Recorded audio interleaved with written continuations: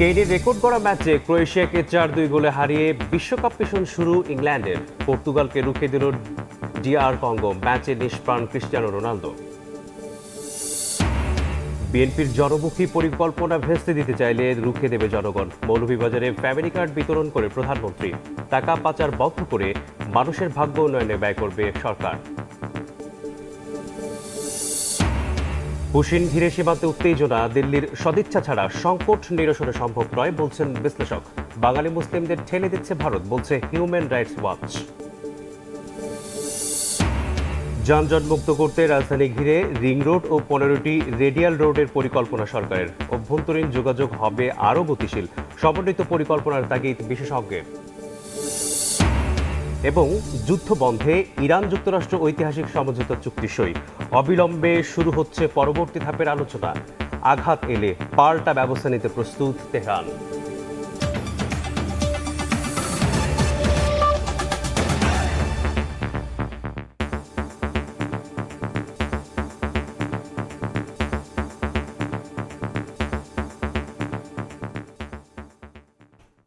ভোরের সময় সঙ্গে আছি আমি মেসবাহুল আলিফ। শুরুতেই বিশ্বকাপ ফুটবলের খবর। হ্যারি কেইনের জোড়া গোলে বড় জয় দিয়ে বিশ্বকাপ মিশনে জয় দিয়ে শুরু করলো ইংল্যান্ড। এবারের আসরের প্রথম হাই ভোল্টেজ ম্যাচে ক্রোয়েশিয়াকে 4-2 ব্যবধান দিয়ে হারিয়েছে থ্রি লায়ন্স। এই ম্যাচে ইংল্যান্ডের হয়ে রেকর্ড গড়লেন ইংলিশ এই অধিনায়ক।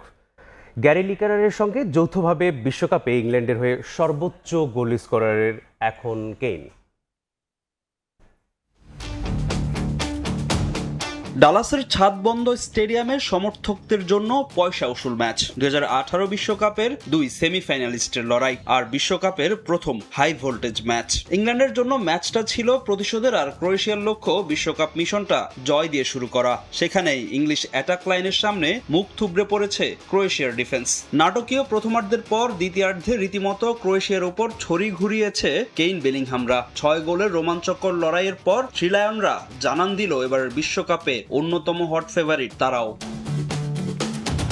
ম্যাচে জালের দেখা পেতে ইংল্যান্ড সময় নেয় মাত্র 12 মিনিট। নিজেদের ডি বক্সে বল ক্লিয়ার করতে গিয়ে নরি মাদুইকেকে ফাউল করে বসেন অভিজ্ঞ লুকা মদ্রিচ। পেনাল্টি কল দেন রেফারি। যদিও প্রথম চান্সে জালের দেখা পায়নি হ্যারি কেইন, সেখানেই থ্রি লায়নদের জন্য সাপে বর হয়ে আসে ক্রোয়েট গোলরক্ষক লিভাকোভিচের লাইন থেকে সরে আসা। দ্বিতীয়বার সুযোগ পেয়ে আর কোনো ভুল করেননি কেইন। 1-0 গোলে এগিয়ে যায় ইংল্যান্ড। গোল শোধে নিজেদের চিরাচারিত ফুটবল থেকে বের হয়ে আক্রমণাত্মক খেলে লুকা মদ্রিচরা। 36 মিনিটে ম্যাচের সমতা ফেরান মার্টিন বাটুরিনা। পিটার সুইচেজের কাছ থেকে পাওয়া বলে ডিবক্সের সামনে থেকে তার দুর্দান্ত শট, যা নাগালের অনেকটা বাহিরে ছিল ইংলিশ গোলরক্ষক জর্ডান পিকফোর্ডের। ক্রোয়েটদের ফেরানো সমতার স্থায়িত্ব ছিল মাত্র 6 মিনিট। এবার হেড থেকে জাল খুঁজে নেন হ্যারি কেইন। ডেকলান রাইসের নেওয়া কর্নার কিক থেকে ব্যবধান 2-1 করেন ইংলিশ অধিনায়ক। জোড়া গোলে গ্যারি লিনেকারের রেকর্ডে ভাগ বসান কেইন। বিশ্বকাপে এখন ইংলিশদের হয়ে যৌথভাবে সর্বোচ্চ গোল স্কোরার বায়ার্ন তারকা। কেইনের গোলে রেশ কাটতে না কাটতেই ইংলিশ ডিফেন্ডারদের বোকা বানিয়ে আবারও ম্যাচে ফিরে ক্রোয়েশিয়া। প্যারিসিচের অ্যাসিস্ট থেকে স্কোর লাইনে আবারও সমতা ফেরান পিটার মুসা। 2-2 গোলে শেষ হয় রোমাঞ্চকর প্রথমার্ধ। বিরতি থেকে ফিরেই নিজের জাত চেনান রিয়াল মাদ্রিদ তারকা জুড বেলিংহাম। থ্রি লায়নদের হয়ে মাঝ মাঠ দখলে রাখা জুড নাম লেখান স্কোর শিটে। আবারও ম্যাচের চালকের আসনে ইংল্যান্ড। বদলি নামে ইংল্যান্ডের জয় পুরোপুরি নিশ্চিত করেন মার্কাস রাশফোর্ড। ম্যাচের শেষ মুহূর্তে ক্রোয়েশিয়ার কফিনে শেষ পেরেক ঠুকে দেন এই ফরওয়ার্ড। তাতেই 4-2 গোলের বড় জয় নিয়ে বিশ্বকাপ মিশন শুরু করে থমাস টুখেলের দল, আর হতাশা নিয়ে মাঠ ছাড়ে লুকা মদ্রিচরা। ফাহিম ইসলাম, সময় সংবাদ। হতাশায় বিশ্বকাপ শুরু করলেন ক্রিস্টিয়ানো রোনালদো। ডিআর কঙ্গোর কাছে তার দল পর্তুগাল আটকেই গেল। ওয়াও ডেভিসের গোলে লিড পেলেও প্রথমার্ধের যোগ করার সময়ে তা হাতছাড়া করে সেলেসাওরা। নিষ্প্রাণ রোনালদোর দিনে ইতিহাসে প্রথমবারের মতো পয়েন্ট পেল আফ্রিকার এই দেশটি। হতাশায় বিশ্বকাপ শুরু করলেন রোনালদো। কঙ্গোর বিপক্ষে শুধু তার পারফরম্যান্স নয়, আতশ কাচের নিচে তার দলের অবস্থানও। ফেভারিটের তকমা থাকলেও স্রোতের বিপরীতে হেঁটেছে পর্তুগাল। তারকা খচিত মিডফিল্ডকে এক সুতোয় গাঁথতে ব্যর্থ রবার্তো মার্তিনেস। প্রশ্ন উঠছে রোনালদোকে ঘিরেও। গোটা ম্যাচে গোলমুখে কোনো শটই নিতে পারেননি CR7।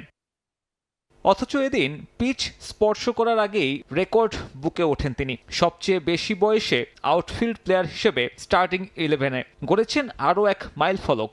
মেসির পরে মাত্র দ্বিতীয় ফুটবলার হিসেবে খেলছেন নিজের ষষ্ঠ বিশ্বকাপ। টেক্সাসে ঘুরে ফিরে ক্যামেরার লেন্স তাই বারবার ওই একদিকে ক্রিস্টিয়ানো রোনালদো। তবে DR কঙ্গোর বিপক্ষে প্রথম লিডটা CR7 নন, আসলো হুয়াও নেভেসের দারুণ এক হেডে, অ্যাসিস্টে পেদ্রো নেতো।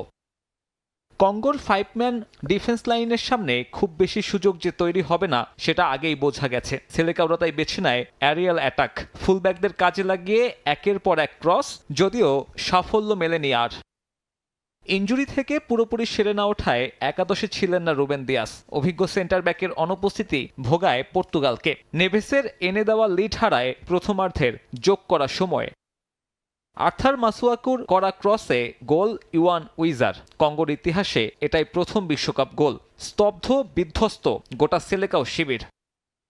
ওই স্তব্ধতা আর কাটেনি। স্টেডিয়াম ভর্তি পর্তুগিজ সমর্থকদের আনন্দে মাতাতে ব্যর্থ রোনালদো। 69 মিনিটে সুযোগ এসেছিল, তবে সেখান থেকে গোল করতে পারেননি 41 বছর বয়সী এই তারকা।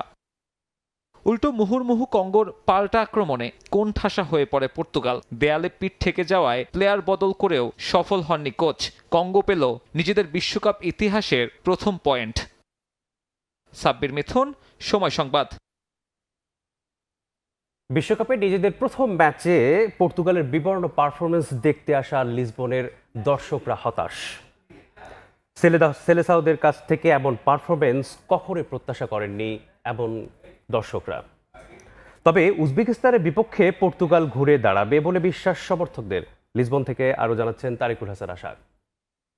প্রথম ম্যাচের জন্য প্রায় এক সপ্তাহের অপেক্ষা উন্মুখ হয়েছিলেন পর্তুগালের সমর্থকরা।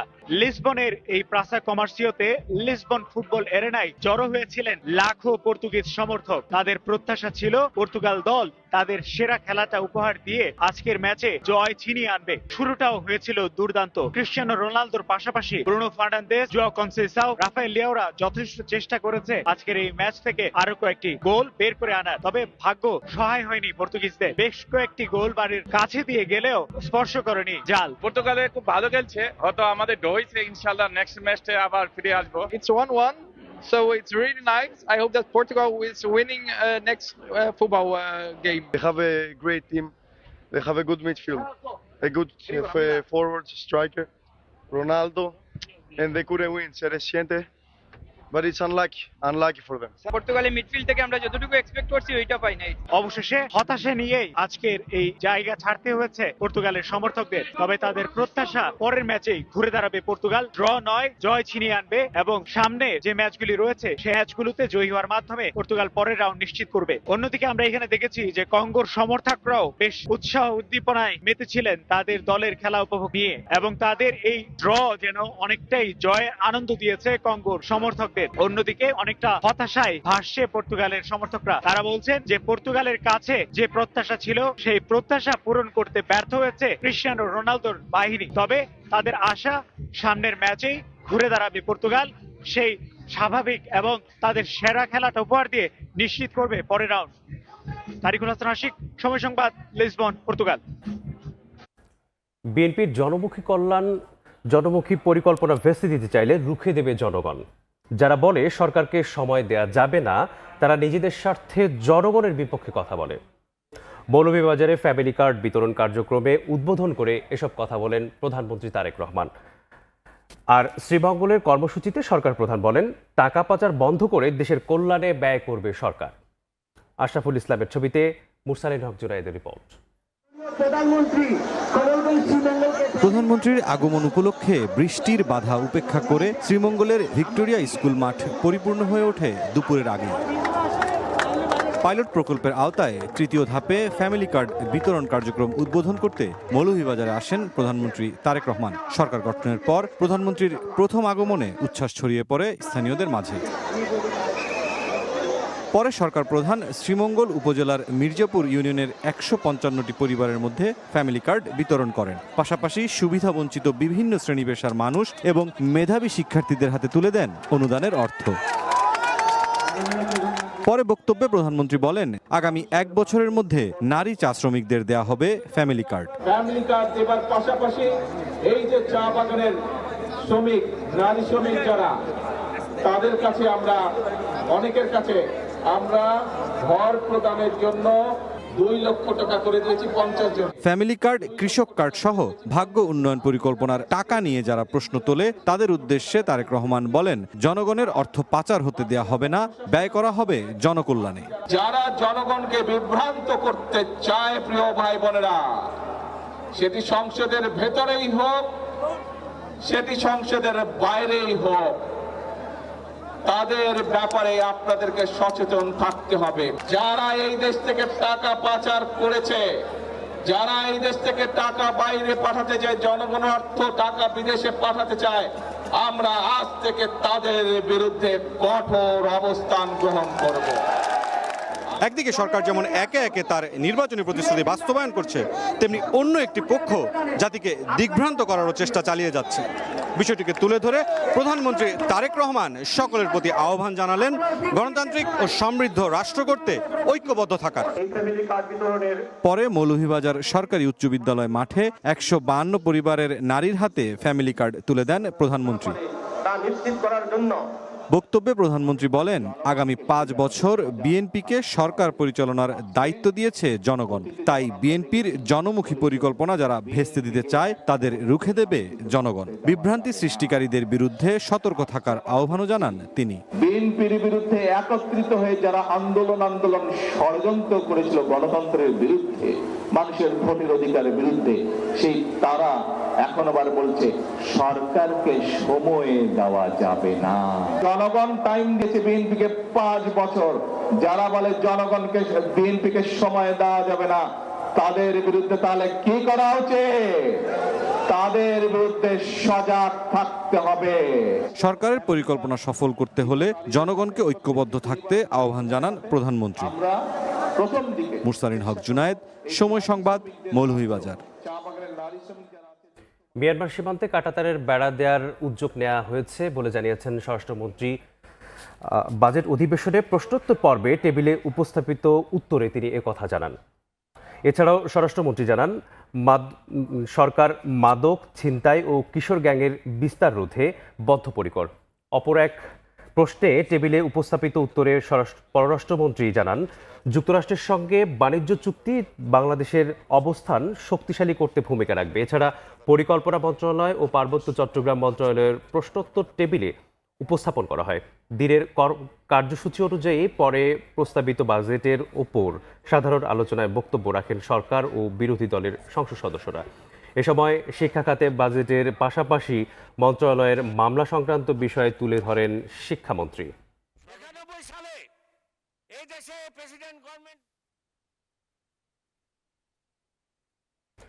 ভারতের পুশিন চেষ্টার শিকার হয়ে কুড়িগ্রামের রৌবাড়ী সীমান্তে খোলা আকাশের নিচে অনিশ্চয়তায় মধ্য দিয়ে দিন কাটছে শিশুসহ নারী সহ 6 জনের। তাদের বাড়ি ময়মনসিংহের ভালুকায়। অভিমানে বাড়ি থেকে বেরিয়ে দালালের খপ্পরে পড়ে ভারতে পাড়ি জমিয়েছিলেন তারা। সেখানে গিয়ে গুয়াহাটি পুলিশের হাতে ধরা পড়েও ছিলেন, কিন্তু যথাযথ নিয়ম অনুসরণ না করে রাতের অন্ধকারে পুশিনের চেষ্টা করে বিএসএফ। এখন শূন্যরেখায় আটকে থাকায় উৎকণ্ঠায় দিন কাটাচ্ছেন তাদের স্বজনরা। কুড়িগ্রামের রৌমারী সীমান্তে বিএসএফের পুশিনের চেষ্টা ব্যর্থ হওয়ায় কয়েকদিন ধরে গৈটাপাড়া শূন্যরেখায় আটকে আছে 6 জন। সেখান থেকে একটু পরপরই ভেসে আসছে 2 শিশু ফাতেমা ও ফাহিমার কান্নার শব্দ। খোলা আকাশের নিচে অনিশ্চয়তায় দিন কাটানো এসব মানুষের বাড়ি ময়মনসিংহের ভালুকায়। রাগ করে বাড়ি ছেড়ে দালালের খপ্পরে পড়ে ভারতে গিয়েছিলেন তারা। অটোরিকশা কিনতে মায়ের কাছে টাকা চেয়েছিলেন ভালুকার বিরুনিয়া ইউনিয়নের কংসিরকুল গ্রামের বিল্লাল হোসেন। সেই টাকা না পেয়ে অভিমান করে গত 6 জুন স্ত্রী সন্তানদের নিয়ে বাড়ি ছাড়েন তিনি। 9 জুন সেখানকার এক দালালের মাধ্যমে চলে যান ভারতে। কিন্তু সেখানে পুলিশের কবজায় আরও জটিল পরিস্থিতিতে পড়েন তারা। এ নিয়ে সেখানকার গণমাধ্যমে সংবাদও হয়েছিল। ভারত গেছে গাহানো গা ধরা খাইছে পুলিশের কাছে। তো আমরা চাইতেছি যে বাগনাটি ভালোভাবে ফিরে। গত 14 জুন রোববার ভোরে ভারতের জালুরচর বিএসএফ ক্যাম্পের সদস্যরা এক নারী, 3 পুরুষ, 2 শিশুসহ 6 জনকে বাংলাদেশে ঠেলে দেওয়ার চেষ্টা করেন। স্থানীয়দের সহযোগিতায় পুশিন রুখে দেয় বিজিবি। আমি শিশু বাচ্চা অনেক কষ্ট করতেছি। 2 বর্ডারের মাঝখানে আছে, এখন তারে কোন সময় গুলি করে মাইরা ফালাই কি করে তা তো আমরা জানি না। এখন তো আমরা খুব আতঙ্কে অনেক ভয়ে আছি। বিজিবি বলছে সীমান্তের ভারতীয় অংশে আটকে থাকা ব্যক্তিদের সঠিক তথ্য দিচ্ছে না বিএসএফ। পুশিনের চেষ্টা করা এসব মানুষ নিয়ে আপাতত সিদ্ধান্ত নেওয়া যাচ্ছে না। বিএসএফ আমাদেরকে জানাবে, এদের নাম ঠিকানা হচ্ছে এইটা, এই ঠিকানাটা আমাদের কাছে জানাইলে আমরা তখন আমাদের চ্যানেল মোতাবেক বা পুলিশের মাধ্যমে আমরা তখন ঠিকানাটা আমরা কনফার্ম করব। গত রোববার দুপুরে বিজিবি ও বিএসএফ এর কোম্পানি কমান্ডার পর্যায়ে জরুরি পতাকা বৈঠক হলেও কোনো সমাধান হয়নি। ওবায়দুল হক, সময় সংবাদ, ময়মনসিংহ। বিএসএফ এর পুশিন চেষ্টা ভারত বাংলাদেশের সীমান্ত উত্তপ্ত করে তুলেছে। একের পর এক চেষ্টা রুখে দিচ্ছে বিজিবি, এতে সজাগ রয়েছে স্থানীয়রাও। পুশিন রাজনৈতিক ইস্যুর সমাধান রাজনৈতিকভাবেই করতে হবে এমন মত বিশেষজ্ঞদের। দিল্লির সদিচ্ছা ছাড়া সীমান্ত সমস্যার সমাধান কোনোভাবেই সম্ভব নয় এমন মত বিশ্লেষকদেরই। এ নিয়ে বুলবুল রেজার একটি রিপোর্ট দেখে নেব। 2 সপ্তাহেরও বেশি সময় ধরে বিএসএফ এর পুশিন চেষ্টা ঘিরে উত্তপ্ত বাংলাদেশ ভারত সীমান্ত। প্রতিদিন কোনো না কোনো এলাকা দিয়ে অবৈধ অনুপ্রবেশের চেষ্টা রুখে দিচ্ছে বিজিবি। সীমান্ত রক্ষীদের সঙ্গে সজাগ স্থানীয়রাও। এখন পর্যন্ত সীমান্তের অন্তত 20টি পয়েন্টে 200-ও বেশি মানুষকে বাংলাদেশে ঠেলে পাঠানোর চেষ্টা করেছে বিএসএফ। এ নিয়ে 2 দেশের সীমান্তরক্ষী বাহিনীর মধ্যে একাধিকবার পতাকা বৈঠক হলেও সমাধান হয়নি। বিশ্লেষকরা বলছেন বিষয়টি রাজনৈতিক, সমাধান খুঁজতে হবে রাজনৈতিকভাবেই। যেই ঝামেলা তৈরি হয়েছে বিশেষ করে বিজেপি পশ্চিমবঙ্গে ক্ষমতা আসার পরে, তার সমাধান আমার মনে হয় না এই 2 পক্ষ যারা বসেছে বিএসএফ আর বিজিবি করতে পারবে। কেন্দ্রে এবং পশ্চিমবঙ্গে ক্ষমতা এখন বিজেপি, তাই দিল্লির সদিচ্ছা ছাড়া পুশিন সমস্যার সমাধান দেখছেন না সাবেক এই রাষ্ট্রদূত। যেহেতু পশ্চিমবঙ্গে গত নির্বাচনে বিজেপির ক্ষমতায় আসবার পর বা ক্ষমতায় আসবার প্রক্রিয়ার অংশ হিসেবে এই ঘটনাগুলো ঘটছে, এখানে একটা বড় ধরনের রাজনৈতিক উপাদান আছে এবং সম্ভবত এই রাজনৈতিক আলাপ আলোচনার ভেতর দিয়ে এটার একটা সমাধান আমাদের খুঁজতে হবে। ভারত সরকার যদি মনে করে বাংলাদেশের সাথে তাদের সম্পর্কটা উন্নয়ন করা জরুরি এবং এই ধরনের কর্মকাণ্ড বন্ধ করা উচিত। এবার বিজেপি বিএসএফ বৈঠকের পর প্রথাগতভাবে যৌথ বিবৃতি না দেওয়ার বিষয়টিও ইতিবাচক ইঙ্গিত বহন করে না বলে মত বিশেষজ্ঞদের। বুলবুল রেজা, সময় সংবাদ, ঢাকা। পশ্চিমবঙ্গের মুসলিমদের জোরপূর্বক বাংলাদেশে পাঠিয়ে দেওয়া হচ্ছে এমন এক প্রতিবেদন জানিয়েছে আন্তর্জাতিক মানবাধিকার সংস্থা হিউম্যান রাইটস ওয়াচ। সংস্থাটি বলছে, আইনি প্রক্রিয়া অনুসরণ না করেই ভারতীয় সীমান্তরক্ষী বাহিনী বিএসএফ বহু মানুষকে বাংলাদেশে ঠেলে দেওয়ার চেষ্টা করছে। কয়েকটি ঘটনায় বিজিবি প্রবেশে বাধা দিলে বিএসএফ পরে তাদের ভারতেই ফিরিয়ে নেয়। বিজিবির এমন তথ্য অনুযায়ী 2026 সালের 1 জুন থেকে এখন পর্যন্ত বিএসএফ এর অন্তত 21টি পুশিন প্রচেষ্টা প্রতিহত করা হয়েছে। এসব ঘটনায় শিশুসহ প্রায় 200 জনেরও বেশি মানুষ বাংলাদেশে ঢুকিয়ে দেওয়ার চেষ্টা করা হয়। থাকেন, আপনার তো কোনো কাজ নাই, এখন ধরে থাকেন। পতাকা বৈঠক হয়ে গেছে, ভোরের সময় আরো থাকছে। তৈরি পোশাক খাতে 12% হলেও আগামী অর্থবছর থেকে বস্ত্রশিল্পে কর 27.5। বাড়বে আমদানি নির্ভরতা, পরিপূরক শিল্পে সহায়ক কাঠামো নিশ্চিতের পরামর্শ অর্থনীতিবিদদের। বাজেটের পর চালের বাজার সহ নিত্যপণ্যের দাম কোনো প্রভাব পড়েনি বলে দাবি করেছেন বাণিজ্যমন্ত্রী ও খাদ্য প্রতিমন্ত্রী। রাজধানীর বাদামতলী ও নয়াবাজারে চালের বাজার পরিদর্শন করেন তারা। এদিকে কারওয়ান বাজার পরিদর্শন করে বস্ত্র ও পাট প্রতিমন্ত্রী বলেন, রাজধানীর বাজারে নিত্যপণ্যের দাম স্থিতিশীল রয়েছে। বাজেট ঘোষণার পর রাজধানীর চালের বাজার সহ নিত্যপণ্যের বাজারে প্রভাব পড়ার অভিযোগ ওঠে।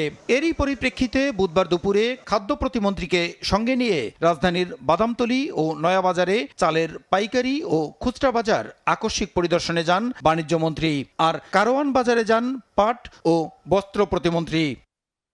এ সময় মূল্য পরিস্থিতি নিয়ে উপস্থিত ক্রেতা ও বিক্রেতাদের মতামত জানতে চান তারা। পরিদর্শন শেষে সচিবালয়ে ফিরে বাণিজ্যমন্ত্রী সাংবাদিকদের বলেন, চালের বাজারে প্রস্তাবিত বাজেটের কোনো প্রভাব পড়েনি, বাজার স্থিতিশীল রয়েছে জানিয়ে তিনি বলেন, কেবল নতুন ও পুরাতন চালের দামে কিছুটা তারতম্য দেখা গেছে। চাল ছাড়া অন্যান্য খাদ্যপণ্যের মূল্য স্থিতিশীল রয়েছে বলে দাবি করেন মন্ত্রী। চালের পাইকারি এবং খুচরা বাজারগুলি ঘুরে আমরা যেটি আমাদের লব্ধ তথ্য সেটি হলো মূল্য যথেষ্ট স্থিতিশীল আছে, সরবরাহ পরিস্থিতিও যথেষ্ট সন্তোষজনক আছে। একই ক্যাটাগরির কিন্তু নতুন এবং পুরাতনের মধ্যে একটা পার্থক্য থাকে মূল্যের, এটি স্বাভাবিক। নিত্যপণ্যের বাজার যথেষ্ট স্থিতিশীল আছে। আমরা খুচরা বাজারে তেল দেখেছি, ব্র্যান্ডগুলির সরবরাহ পরিস্থিতিও ভালো আছে। এ সময় খাদ্য প্রতিমন্ত্রী অভিযোগ করেন, বাস্তব পরিস্থিতি যাচাই না করেই আতঙ্কিত হওয়ার মতো কিছু খবর পরিবেশন করা হচ্ছে। আমাদের প্রায় 17 লাখ টনের মতো চাল আছে, আর 3 লাখের কিছু বেশি আমাদের গম মজুদ আছে, এবং আমাদের দৈনন্দিন প্রতিদিনই আমাদের চালের মজুদ বাড়তেছে। আতঙ্কিত করার মতো কোনো খবর আসার আগে যেন বাস্তব পরিস্থিতিটা একটু যাচাই করে নিলে এটি ভালো হয়। এবছর বড় মৌসুমে সরকারের ধান সংগ্রহ পরিস্থিতিও সন্তোষজনক বলে উল্লেখ করেন খাদ্য প্রতিমন্ত্রী। সংগ্রহ যেটা আমাদের চলছে এটি খুবই সন্তোষজনক। প্রসূন আশিস, সময় সংবাদ, ঢাকা। ঢাকাকে যানজট মুক্ত করতে রাজধানী ঘিরে রিং রোড ও 15টি রেডিয়াল রোডের পরিকল্পনা করছে সরকার। এসব সড়ক নির্মাণ হলে রাজধানীর কেন্দ্রভাগের যানবাহনের চাপ কমবে, বাঁচবে সময়, বাড়বে অর্থনৈতিক গতিশীলতা। বিশেষজ্ঞরা বলছেন, উদ্যোগ বাস্তবায়ন হলে ঢাকা অভ্যন্তরীণ ও আন্তনগর যোগাযোগ আরও সহজ ও গতিশীল হবে। এরিয়ে সামদানি প্রত্যয়ের একটি রিপোর্ট দেখে নেব।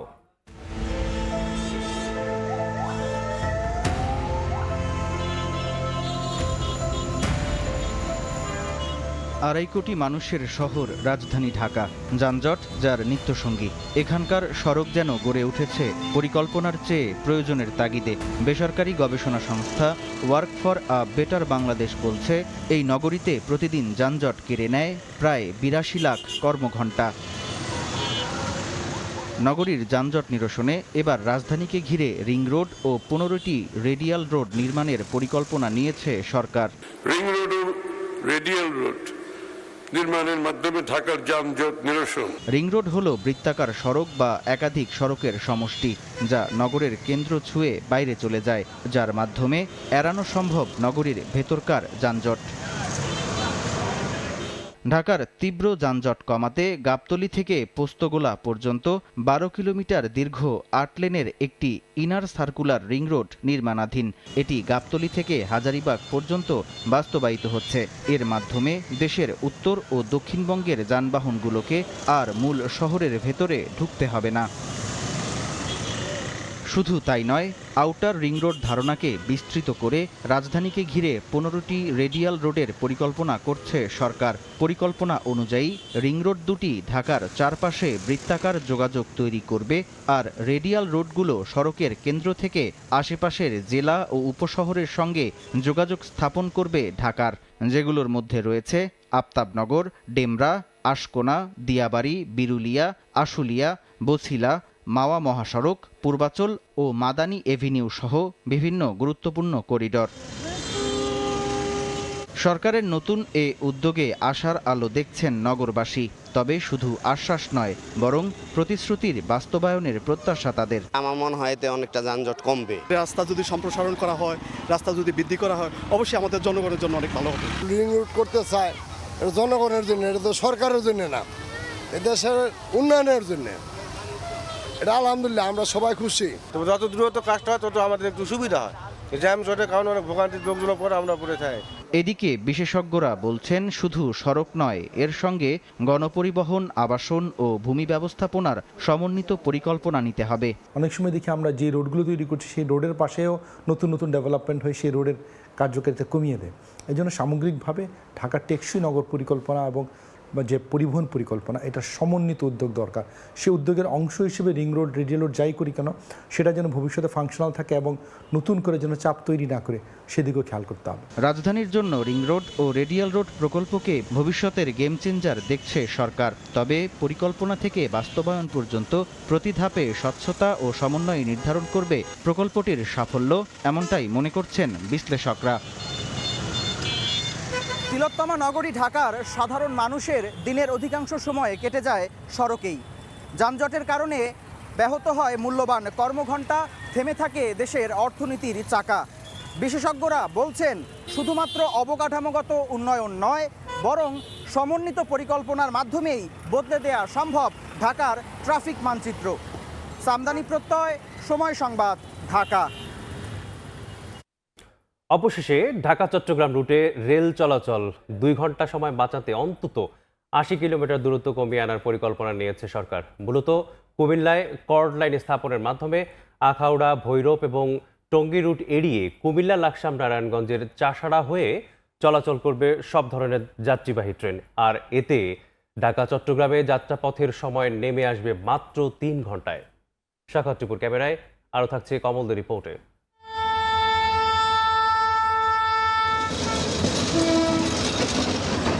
ঢাকা চট্টগ্রাম রুটের অভিজাত ট্রেন হিসেবে পরিচিত সুবর্ণ এক্সপ্রেস এবং সোনার বাংলা এক্সপ্রেস ঘন্টায় 65 থেকে 70 কিলোমিটার বেগে ছুটে 320 কিলোমিটার দূরত্বের গন্তব্যে পৌঁছাতে সময় নিচ্ছে অন্তত 5.5 ঘন্টা। চট্টগ্রাম স্টেশন ছেড়ে যাওয়া ট্রেনটি আখাউড়া, ভৈরব এবং টঙ্গী হয়ে পৌঁছায় ঢাকার কমলাপুর স্টেশনে। চট্টগ্রাম স্টেশনে আসার পথ একই, অথচ এই 80 কিলোমিটার পথ পাড়ি দিতে অহেতুক এবং বাড়তি 2 ঘন্টা সময় ক্ষেপণ করতে হয়। এটা যে ডিস্টেন্স কমে গেল, এই কারণে ফুয়েলের যে সেভিংটা হবে সেখানে কস্টও কমে যাবে। একজন যাত্রী আর প্লেনে যদি ঢাকা থেকে চট্টগ্রাম আসতে হয়, তার বাসা থেকে বের হয়ে এয়ারপোর্টে যাবে, সেখানে চেক ইন, প্লেনে ওঠা, চেক আউট, আবার বাই রোডে তার বাসায় আসা, যে সময় লাগবে আমার মনে হয় ব্রডগেজ ট্রেন তারও আগে এই কর্ড লাইন হলে ঢাকা থেকে চট্টগ্রাম চলে আসবে। নতুন রুট হিসেবে ঢাকা চট্টগ্রামের যাত্রীরা কুমিল্লা, লাকসাম হয়ে নারায়ণগঞ্জের চাষাড়া রুটে যাতায়াত করবে।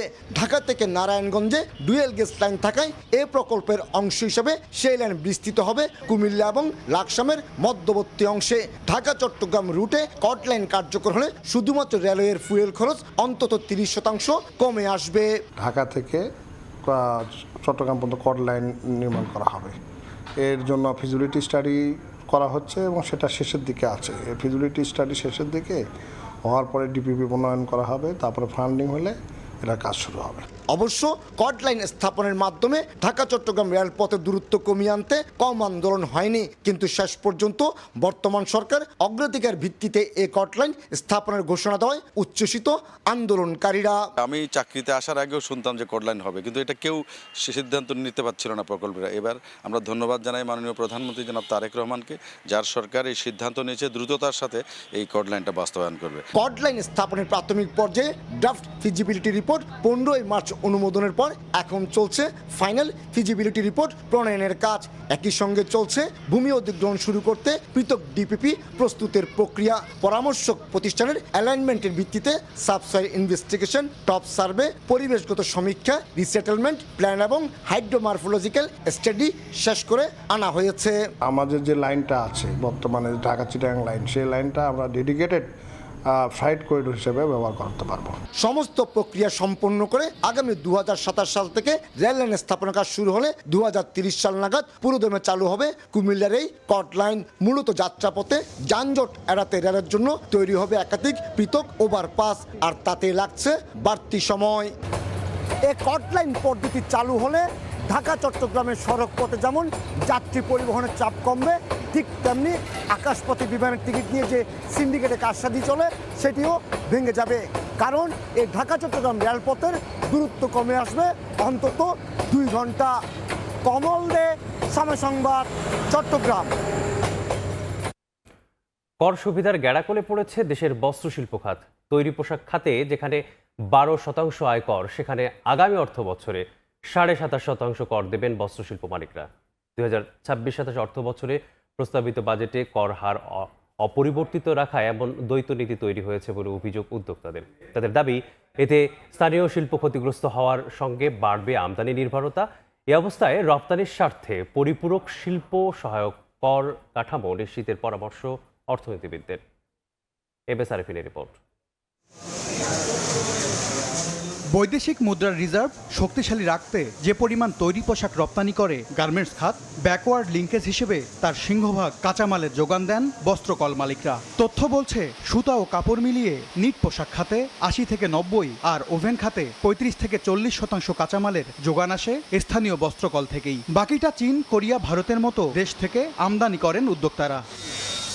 সাধারণ কোম্পানির কর্পোরেট কর হার ২৭.৫% হলেও রপ্তানি আয়ের ধারা সচল রাখতে ২০০৫-৬ অর্থবছর থেকে ১৫% হারে কর সুবিধা পেয়ে আসছিলেন বস্ত্র ও পোশাক শিল্প মালিকরা। পরে ২০১৮-১৯ অর্থবছরে কর সুবিধা ১৫ থেকে কমিয়ে ১২% নির্ধারণ করে সরকার। পোশাক খাতের জন্য এই সুবিধা ২০২৮ সাল পর্যন্ত বহাল থাকলেও মেয়াদ শেষ হওয়ায় চলতি জুন থেকে কর সুবিধা হারাচ্ছেন বস্ত্রকল মালিকরা। ফ্যাব্রিক্স স্পিনিং এর জন্য অতীতে ছিল 15% ট্যাক্স। ২৬ সালে আর পুনর্বল হয় না IMF এর বা বিভিন্ন চাপের কারণে। গত বছর বাজেট করার সময় সরকার সাথে আলোচনা করেছি, বাট তখন সরকার বলেছে আমরা একটা চেঞ্জিং টাইমের সরকার, এই মুহূর্তে আমরা আসলে কিছু করতে পারতেছি না। এই অবস্থায় ২০২৬-২৭ অর্থ বছরের প্রস্তাবিত বাজেটে ৫ বছরের জন্য কর্পোরেট কর হার অপরিবর্তিত রেখেছেন অর্থমন্ত্রী। এতে তৈরি পোশাক খাতে কর সুবিধা অব্যাহত থাকলেও অতিরিক্ত করের খরচ গোনার চাপ সামলাতে হবে বস্ত্রশিল্পকে। এতে কাঁচামালের আমদানি নির্ভরতা যেমন বাড়বে, তেমনি গ্যাস বিদ্যুতের সংকটে ধুঁকতে থাকা বস্ত্র খাতে কমবে প্রতিযোগিতা সক্ষমতা। এই অবস্থায় ২০৩০ সাল পর্যন্ত কর সুবিধা বহাল চান এ খাতের উদ্যোক্তারা। শিল্প বান্ধব নীতি যেখানে নেওয়া হচ্ছে বাজেটে, সেখানে ২৭% ট্যাক্স একটা সেক্টরের উপর ধার্য করা আমি মনে করি এটা ঠিক না। গার্মেন্টসের মতো 15% যাতে আমাদের ট্যাক্সটা থাকে নেক্সট ৩০ সাল পর্যন্ত, অ্যাটলিস্ট যেই পর্যন্ত আমরা স্বনির্ভরতা না হয়। একদিকে বৈশ্বিক মন্দা পরিস্থিতিতে নেতিবাচক রপ্তানি, অন্যদিকে ব্যাংক ঋণের উচ্চ সুদহার সহ বিনিয়োগ বিমুখ পরিবেশ। জাতীয় স্বার্থেই বৈষম্যমূলক করনীতি থেকে সরে আসার পরামর্শ অর্থনীতিবিদদের। ব্যাকআপ ইন্ডাস্ট্রি যদি আপনার র মেটেরিয়াল যদি আপনাকে প্রস্তুত করে না দেয়, যদি আপনাকে সার্ভিস না দেয়, তাহলে আপনি ফাইনাল প্রোডাক্টস কিভাবে উৎপাদন করবেন? সুতরাং চূড়ান্ত দ্রব্য উৎপাদন করতে গেলে ব্যাকওয়ার্ড লিঙ্কেজে যে সমস্ত ফ্যাক্টরি ইন্ডাস্ট্রি আছে তাদেরকে আপনাকে কর সুবিধা, আপনাকে ভালো একটা কর সুবিধা দিতে হবে। বিটিএম এর তথ্য, দেশে বর্তমানে সচল বস্ত্রকল আছে ১৭০০-র বেশি। জ্বালানি সংকট, কাঁচামালের ব্যয় বৃদ্ধি সহ বন সুবিধার অপব্যবহারে উৎপাদন কমেছে প্রায় অর্ধেকের, আর বন্ধ হয়েছে ৫০টিরও বেশি কারখানা। এমএস আরিফিন, সময় সংবাদ, ঢাকা। খুলনায় পুলিশ দম্পতির বাসায় গৃহকর্মীকে অমানবিক নির্যাতনের অভিযোগ উঠেছে। গরম কড়াই দিয়ে শরীরের বিভিন্ন স্থানে ছ্যাঁকা দেওয়া হয়। নির্মম এই দৃশ্য মোবাইলে ধারণ করেন এক মানবাধিকার কর্মী। 999-এ কল পেয়ে ভুক্তভোগীকে উদ্ধার করে পুলিশ। এ ঘটনায় জড়িতদের বিচার দাবি করেছেন স্বজনরা। জানালা দিয়ে দেখা যায় গরম কড়াই চেপে ধরা হচ্ছে একটি মেয়ের মুখ ও শরীরে। যন্ত্রণায় মুখ ঘুরিয়ে নেয় সে। এরপর কান ধরে উঠবাস করানো হয় মেয়েটিকে। হাত থেকে তরকারি পড়ে যাওয়ায় গৃহকর্মীর উপর এভাবেই নির্যাতন চালায় গৃহকর্ত্রী। খুলনার সোনাডাঙ্গা আবাসিক এলাকার সোলার পার্ক সংলগ্ন একটি ভাড়া বাসায় এ ঘটনা ঘটে। স্থানীয়রা জানান, সোনাডাঙ্গা থানার এএসআই সঞ্জয় মিত্র ও তার স্ত্রী এএসআই পপি মিত্র প্রায় নির্যাতন করে গৃহকর্মীর ওপর। ভুক্তভোগী শরীরের বিভিন্ন স্থানে আঘাতের চিহ্নও দেখা যায়। মানবাধিকার এক কর্মী মোবাইলে ভিডিও ধারণের পর 999-এ ফোন করে মেয়েটিকে উদ্ধারের আকুতি জানান। উনি দেখছে কান ধরে উঠবাস করাচ্ছেন এবং ওই কড়াই গরম করে গায়ে ছেঁকা দিচ্ছে। নতুন ঘটনা না, এটা পুরান ঘটনা। ওই যে দারোয়ান মারওয়ান আছে জিগান, হেরা লোক হ্যাকের কাছেই লোক হেরা লোক দেয় না। বিচার করতে পারি তাহলে কিছু না হোক, এই মানে গৃহ পরিচারিকার উপরে যে নির্যাতন, যে অত্যাচার, সেটা কিছুটা কমবে। মেয়েটির গায়ে নির্যাতনের চিহ্ন, আমরা চাই পুলিশই এটা করুক এবং এর অবশ্যই এর বিচার হোক। পুলিশ এসে অভিযুক্তকে হেফাজতে না নিলেও মেয়েটিকে ভিকটিম সাপোর্ট সেন্টারে নিয়ে যায়। প্রয়োজনীয় ব্যবস্থা নিব ইনশাল্লাহ। আগে দেখি ভিকটিমের কি অবস্থা, সে যদি অসুস্থ হয় তার চিকিৎসার ব্যবস্থাটা আমরা আগে করব। এদিকে খবর পেয়ে ঘটনাস্থলে আসলেও সাংবাদিকদের এড়িয়ে যান পপির স্বামী সোনাডাঙ্গা থানার এএসআই সঞ্জয় মিত্র। এতিম মেয়েটি ছোট থেকেই এই বাড়িতে কাজ করেন। তার গ্রামের বাড়ি নরসিংদী জেলায়। তানজিম আহমেদ, সময় সংবাদ, খুলনা। চট্টগ্রাম বাকুলিয়ায় শিশু ধর্ষণ মামলায় একমাত্র আসামির যাবজ্জীবন কারাদণ্ড দিয়েছেন আদালত। রায়ে অসন্তোষ জানিয়ে উচ্চ আদালতে আপিল করার কথা জানিয়েছে বাদীপক্ষ। এদিকে ইপিজেডে 5 বছরের শিশু আয়াতকে 6 টুকরা করা হত্যা মামলায় মৃত্যুদণ্ড দিয়েছে আদালত। 8 কার্যদিবসে সম্পন্ন হলো ধর্ষণ মামলার বিচার কাজ। চট্টগ্রামের বাকুলিয়ায় 3 বছরের শিশুকে ধর্ষণ মামলার রায় দিলেন আদালত। গত ২১ মে বিকেলে শিশুটিকে ধর্ষণের অভিযোগে মনির হোসেনের বিরুদ্ধে মামলা করে ভুক্তভোগীর পরিবার। এরপর ৮ কার্যদিবসে চার্জশিট গঠন ও সাক্ষ্য প্রমাণের ভিত্তিতে বুধবার দুপুরে রায় দেন আদালত। এতে মামলার একমাত্র আসামি মনির হোসেনকে যাবজ্জীবন সাজা দেওয়া হয়েছে। তবে রায়ে সন্তুষ্ট নয় বাদীপক্ষ। উচ্চ আদালতে আপিল করার কথা জানিয়েছেন আইনজীবীরা। আমার নাতিনেরটা ফাঁসি চাই, আমি উচ্চ আদালতে যাব।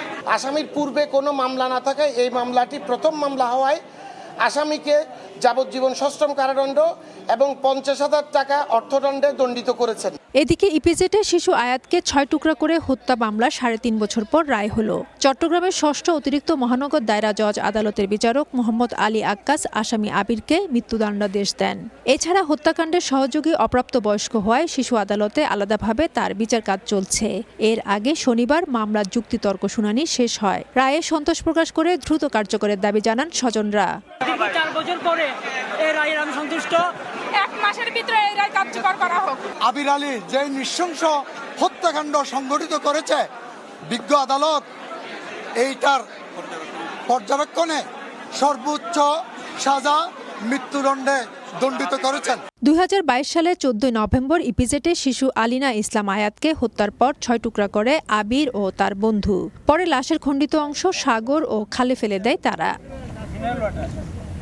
ফেরদৌস লিপি, সময় সংবাদ, চট্টগ্রাম। মাগুরায় শিশু আছিয়া ধর্ষণ ও হত্যা মামলার শুনানি বাংলাদেশ সুপ্রিম কোর্টের হাইকোর্ট বিভাগের বিশেষ বেঞ্চে রয়েছে।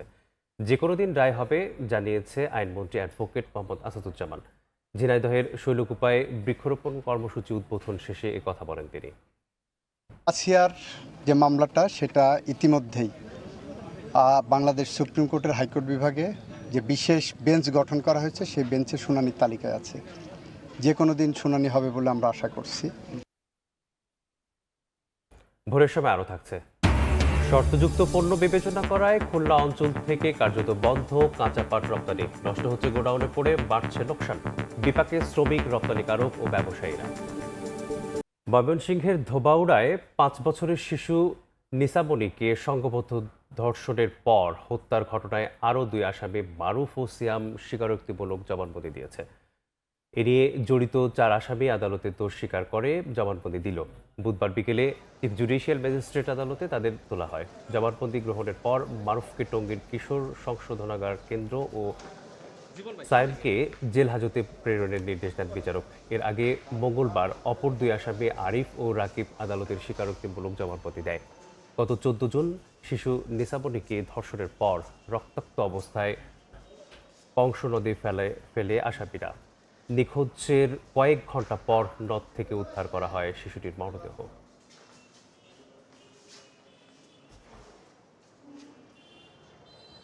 জ্বালানি রূপান্তর বাস্তবায়ন সরকারকে এখনই গ্রিন ফিসকাল পলিসির দিকে অগ্রসর হওয়ার আহ্বান জানিয়েছে সিপিডি। প্রস্তাবিত বাজেটে বিদ্যুৎ ও জ্বালানি খাত কি পেল শীর্ষক সংবাদ সম্মেলনে সংস্থাটি এ আহ্বান জানানো হয়। এ সময় সবুজ ভর্তুকি ও অনুদান চালু, সৌরভিত্তিক সেচে লক্ষ্যভিত্তিক প্রণোদনা এবং এলএনজি আমদানির উপর সম্পূর্ণ ভ্যাট অব্যাহতি প্রত্যাহারের সুপারিশ করেছে সংস্থাটি। দেশের বিদ্যুৎ ও জ্বালানির বেশিরভাগ অংশই আমদানি করা জ্বালানির ওপর নির্ভরশীল। প্রস্তাবিত বাজেটেও এই খাতের গুরুত্ব দেওয়া হয়েছে। এমন প্রেক্ষাপটে নবায়নযোগ্য জ্বালানিতেও অগ্রাধিকার বাড়ানো এবং সবুজ অর্থায়ন নীতি প্রণয়নের তাগিদ দিয়েছে গবেষণা সংস্থা centre for policy dialogue CPD. বুধবার রাজধানীর ধানমন্ডিতে নিজ কার্যালয়ে সংবাদ সম্মেলনে সিপিডি জানায়, নবায়নযোগ্য জ্বালানি, বিদ্যুৎ সংরক্ষণ প্রযুক্তি এবং গ্রিড আধুনিকায়ন সরঞ্জামের ক্ষেত্রে এখনও বৈষম্যমূলক আর্থিক নীতি বহাল রয়েছে, যা জ্বালানি রূপান্তরের পথে বড় বাধা। এখানে আমরা মনে করি যে সবুজ রাজস্ব নীতি গ্রহণ করা হলে এখানে একটি বৈষম্য দূর হবে এবং একটি ভারসাম্যের পরিস্থিতি তৈরি হবার সুযোগ রয়েছে। গবেষণা সংস্থাটি মনে করে সংশোধিত এডিপিতে আরও বেশি নবায়নযোগ্য জ্বালানি প্রকল্প অন্তর্ভুক্ত করতে হবে। এদিকে কৃষি অর্থনীতিবিদরা বলছেন, কৃষি খাতে বিদ্যুতের ক্রমাগত চাহিদা পূরণে সৌরভিত্তিক বিদ্যুতায়নের বিকল্প নেই। সোলারের ইরিগেশনের জন্য যেটা সাবসিডি দেওয়া হবে এটাকে আমাদের মূল কৃষি বাজেটের মধ্যে যে সাবসিডি দেওয়া হয় এটার সঙ্গে ইন্টিগ্রেটেড করা দরকার। সৌর বিদ্যুৎ খাতের উদ্যোক্তারা বলছেন, নবায়নযোগ্য জ্বালানিতে বিনিয়োগ বাড়াতে হলে প্রয়োজন দীর্ঘমেয়াদী নীতিগত নিশ্চয়তা। আর টেকসই জ্বালানি রূপান্তরের জন্য সমন্বিত নীতি সহায়তা, আধুনিক গ্রিড ব্যবস্থা সহ সুস্পষ্ট রোডম্যাপ দরকার বলে মনে করেন জ্বালানি বিশেষজ্ঞরা। এই রিনিউয়েবল এনার্জির প্রজেক্টে তাকে আরো বেশি পাবলিক ইনভেস্টমেন্ট, তাহলে একটা কম্পিটিটিভ মেজাজ হয়তো তৈরি হতে পারে between public sector and private sector. আমাদের নবায়নযোগ্য জ্বালানি ট্রানজিশন ছাড়াও এই সাস্টেইনেবল ডেভেলপমেন্ট, এনার্জি সিকিউরিটি এবং এনার্জি সার্বভৌম কোনোভাবে প্রতিষ্ঠা করা সম্ভব না। জ্বালানি খাতে রাজস্ব ব্যবস্থাপনায় পরিবর্তন আনতে এলএনজি আমদানির ওপর ভ্যাট অব্যাহতি প্রত্যাহারেরও সুপারিশ করেছে সিপিডি। ইয়ানুর শিফাত, সময় সংবাদ, ঢাকা। বিএনপির দেওয়ার প্রতিশ্রুতি অনুযায়ী মাত্র 3 মাসের মধ্যে প্রত্যন্ত অঞ্চলে ফ্যামিলি কার্ড বিতরণ করা হয়েছে বলে জানালেন নৌ প্রতিমন্ত্রী রাজীব আহসান। বরিশালের হিজলায় এক অনুষ্ঠানে কথা বলেন তিনি। ফ্যামিলি কার্ডের যে সুবিধা, সব পেশা, সব ধর্ম, সব বর্ণ, সব প্রান্তের মানুষ সবাই এই সুবিধাটি পাচ্ছে। আমরা ভবিষ্যতে আমাদের সব কর্মকাণ্ডে সব মানুষকে মাথায় রেখে আমরা আমাদের কর্মপরিকল্পনা তৈরি করছি, কাজ করে যাচ্ছি এবং ইনশাল্লাহ সরকার এবং বিএনপি সবার হয়ে কাজ করবে। কাঁচা পাটকে শর্তযুক্ত রপ্তানি পণ্যের তালিকায় অন্তর্ভুক্ত করার পর কেটে গেছে প্রায় 9 মাস। খুলনা অঞ্চল থেকে কার্যত বন্ধ কাঁচা পাট রপ্তানি। এতে বিপাকে রপ্তানিকারক, শ্রমিক এবং ব্যবসায়ীরা। গোডাউনে পড়ে থেকে নষ্ট হচ্ছে পাট, বাড়ছে লোকসান। কর্মহীন হওয়ায় শঙ্কায় শ্রমিকরাও। তবে পাট অধিদপ্তরের দাবি, সংকট নিরসনের মন্ত্রণালয় ও অধিদপ্তর কাজ করছে। নিয়ামুল হোসেন কচির তোলা ছবিতে আব্দুল্লাহ আল মামুন রুবেলের রিপোর্ট। যে সময়টায় খুলনার দৌলতপুরের পাট গোডাউনগুলোতে কর্মচাঞ্চল্যে মুখর থাকার কথা, এখন সেখানে নীরবতা। কৃষকের কাছ থেকে কেনা হাজার হাজার মন কাঁচা পাট স্তূপ করে রাখা হয়েছে। রফতানি বন্ধ থাকায় মাসের পর মাস গোডাউনে পড়ে আছে এসব পাট। 2025 সালের সেপ্টেম্বরে কাঁচা পাটকে শর্ত সাপেক্ষ রফতানি পণ্যের তালিকায় অন্তর্ভুক্ত করে সরকার। এতে গত প্রায় 9 মাস ধরে খুলনা অঞ্চল থেকে কাঁচা পাট রফতানি কার্যত বন্ধ। রফতানিকারকদের অভিযোগ, গোডাউনে জমেছে বিপুল পাট, কমেছে বাজার দর, আর দীর্ঘদিন মজুত থাকায় অনেক পণ্যের মানও নষ্ট হচ্ছে। সংকট সমাধানে জেলা প্রশাসনের মাধ্যমে বিভিন্ন দফতরে স্মারকলিপি দিয়েও সমাধান না মেলায় হতাশ ব্যবসায়ীরা। এর মধ্যে গত 17 মে বস্ত্র ও পাট মন্ত্রণালয়ের এক বিজ্ঞপ্তিতে কাঁচা পাট রফতানি সমীচীন নয় বলে মত দেয় সংকট আরও ঘনীভূত হয়। একদিকে আমরা এক্সপোর্ট করতে না বিদেশের বাজার হারাবো, আর পাশাপাশি আমরা যে ব্যাংক থেকে লোন নিয়ে আমরা পাট কিনেছি, এই পাটগুলো দিনের পর দিন যদি গোডাউনে পড়ে থাকে তাহলে পাট নষ্ট হয়ে যাবে। আমরা এই ব্যাপারে শ্রমিক থেকে শুরু করে সর্বস্তরের লোক ক্ষতিগ্রস্ত। কোটি কোটি কোটি, হাজার হাজার কোটি টাকা লোন নেওয়া। রফতানি বন্ধের প্রভাব পড়েছে শ্রমবাজারেও। এই অঞ্চলের প্রায় 20টি রফতানিকারক প্রতিষ্ঠানের প্রায় 10,000 শ্রমিক কর্মহীন হওয়ার শঙ্কায়। কাঁচা পাট রপ্তানি বন্ধ করাতে এই 10,000 শ্রমিক বেকার হয়ে গেছি আমরা একেবারে। এই কাজ না চললে আমরা না খেয়ে থাকবো। তো মাইয়া বলা নিয়ে যে সংসার চালাবো তার কোনো কায়দা নেই। সরকার যদি আমাদের এই বিষয়ে নতুন কোনো উদ্যোগ না নেয়, ভবিষ্যতে হয়তো আমাদের বেঁচে থাকাও কষ্টকর হয়ে দাঁড়াবে। আমাদের বেঁচে থাকার তাগিদে জাতীয় সম্পদ পাট কৃষক রক্ষার খাতিরে আমাদের বৃহত্তম আন্দোলনের কর্মসূচি দিতে বাধ্য থাকব। তবে পাট অধিদপ্তরের দাবি, সংকট নিরসনে মন্ত্রণালয় ও অধিদপ্তর কাজ করছে। দ্রুত ইতিবাচক সমাধান হবে। যেহেতু নতুন মৌসুম শুরু হচ্ছে, খুব তাড়াতাড়ি নতুন পাট বাজারে উঠবে এবং তাদের রপ্তানিকারকের কাছেও কিছু পাট উদ্বৃত্ত রয়েছে। এটা নিয়ে আমাদের মন্ত্রণালয় কাজ করছে। মন্ত্রণালয় হয়তো খুব তাড়াতাড়ি ভালো একটা ফলাফল জানাবে। রফতানি উন্নয়ন ব্যুরোর তথ্য অনুযায়ী 2024-25 অর্থ বছরে খুলনা অঞ্চল থেকে কাঁচা পাট রফতানি হয়েছিল 35,84,000 মেট্রিক টন, আর চলতি বছরের মে পর্যন্ত রফতানি হয়েছে মাত্র 17,300 মেট্রিক টন। আব্দুল্লাহ আল মামুন রুবেল, সময় সংবাদ, খুলনা। মুন্সিগঞ্জের হাটে বর্ষাকালীন সবজিতে ভরপুর। জমি থেকে তুলে আনা হরেক রকম সবজির পসরা বসেছে বাজারে। এ নিয়ে বিস্তারিত জানাতে সেখানে আছেন রিপোর্টার নাসিরউদ্দিন উজ্জ্বল। সরাসরি যাচ্ছে তার কাছে। আষাঢ়ের বৃষ্টি সিক্ত ভরে নানা রকম সবজিতে ভরে গেছে হাট, এবং এখানকার যে সবজির বাজার সেখানে কিন্তু চাহিদার চেয়ে অনেক সরবরাহ বেশি থাকায় পানির দরে সবজি বিক্রি হচ্ছে। এখানে দুন্দল, কহি, ঝিঙ্গা এগুলো কিন্তু 15 টাকা কেজিতে নেমে এসছে এবং এই যে জালি কোমর দেখছেন আপনারা সেটা কিন্তু এই মাত্র বিক্রি হলো পাইকারি দরে মাত্র 22 টাকা পিস দরে এবং এইখানকার যে অন্যান্য সবজি রয়েছে সেই সবজির দাম কিন্তু খুবই সহনীয় এবং এখানকার যারা কৃষক রয়েছেন তারা কিন্তু বলছেন যে তাদের যে উৎপাদন খরচ সেটি কিন্তু তারা উঠাতে পারছেন না এবং এই বর্ষার যে মৌসুমের যেসব সবজি সেগুলো কিন্তু আগে থেকে বাজারে পাওয়া যাচ্ছিল এবং ঈদের পর থেকে কিন্তু সবজির বাজারে একদম ধস নামে। তারা বলছেন যে এই আবহাওয়া অনুকূলে থাকায় অন্য সময়ের চাইতে কিন্তু সবজির দর কমে এসেছে। তবে এখানে যেসব সবজি বটবটি যেগুলো 100 টাকা বিক্রি হতো সেগুলো কিন্তু মাত্র 30 টাকা পাওয়া যাচ্ছে। বেগুন পাওয়া যাচ্ছে 20 থেকে 30-40 টাকা, বিভিন্ন রকমের বেগুন এখানে রয়েছে এবং এর পাশে যেসব উচ্ছে পাওয়া যাচ্ছে 30 টাকা কেজিতে এবং পেঁপের দাম একটু চড়া। তারা বলছেন পেঁপে পাওয়া যাচ্ছে 40 থেকে 50 টাকা কেজিতে এবং কাঁচা কলা হালি 30-40 টাকা, শসা পাওয়া যাচ্ছে 30 থেকে 40 টাকা কেজিতে। এখানকার কাঁচা মরিচের দাম কিন্তু 70 থেকে 100 টাকা কেজি এবং লেবু পাওয়া যাচ্ছে 15 থেকে 20 টাকা হালি দরে। ধনেপাতার দামও কিন্তু 80 টাকা কেজি। তো এরকম দামে যেখানে সবজি পাওয়া যাচ্ছে, লাউ পাওয়া যাচ্ছে মাত্র 20 থেকে 30 টাকা পিস দরে এবং এখানে যে স্থানীয় যে কৃষি বিভাগ তারা কিন্তু বলছেন যে উৎপাদন অন্য সময়ের চেয়ে তাদের এখানে ভালো এবং এখানে কিন্তু এই যে বর্ষা মৌসুম যেটি বর্ষাকালীন সবজির তারা বলছেন সেটি কিন্তু 4,906 হেক্টর জমিতে চাষ হয়েছে এবং এই সবজির কিন্তু যোগান আসছে রামপাল, বজ্রযোগিনী, মহাখালী, পঞ্চসার এইসব এলাকায় প্রচুর সবজি আবাদ হয়েছে এবং সেখান থেকে কিন্তু এই সবজি এখানে আসছে এবং এই সবজি তারা বলছে যে দেশের বাইরেও কিন্তু রপ্তানি করা হয় এবং এখানকার যে কৃষি বিভাগ তারা কিন্তু এই সবজির ব্যাপারে বলছেন যে বিষমুক্ত সবজি চাষের উপর তারা গুরুত্ব আরোপ করেছেন এবং অনেক কৃষক কিন্তু এখানে শুধু জৈব সার দিয়ে তারা বালাইনাশক প্রক্রিয়া দিয়ে কিন্তু কোনো রকম যে রাসায়নিক সার এবং কীটনাশক ছাড়াই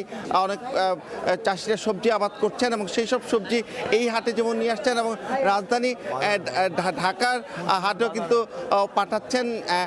তো এই সবজি ঘিরে এখানে কিন্তু 2 থেকে 3 ঘন্টায় 20 থেকে 25 মেট্রিক টন সবজি বিক্রি হয় শুধু এই হাটটিতেই। তো এই ছিল মুন্সিহাটে এই মুন্সিগঞ্জের সবজি হাটে সবশেষ। সরাসরি যুক্ত ছিলাম মুন্সিগঞ্জ থেকে। বৃষ্টি হলে জলাবদ্ধতা খুলনা শহরের অনিবার্য পরিণতি। চলতি মাসের অর্ধেকটা সময় পানিবন্দী ছিল নগরীর বিভিন্ন এলাকা। গেল কয়েক বছরে ড্রেনেজ ব্যবস্থা ঠিক করতে সিটি কর্পোরেশনের হাজার কোটি টাকা ব্যয় করলেও সুফল মেলেনি জনপদে। অপরিকল্পিত উন্নয়নে খেসারত দিতে হচ্ছে বলে দাবি জনসাধারণের। আব্দুল হালিমের ক্যামেরায় তানজিম আহমেদের রিপোর্ট। চারিদিকে থই থই পানি, ঢেউ আশ্রে পড়ছে তীরে। তবে এটি কোনো নদীর তীর নয়, ঘের কিংবা জলাশয় না। সামান্য বৃষ্টি হলে এভাবেই প্লাবিত হয় খুলনা নগরীর বিভিন্ন এলাকা।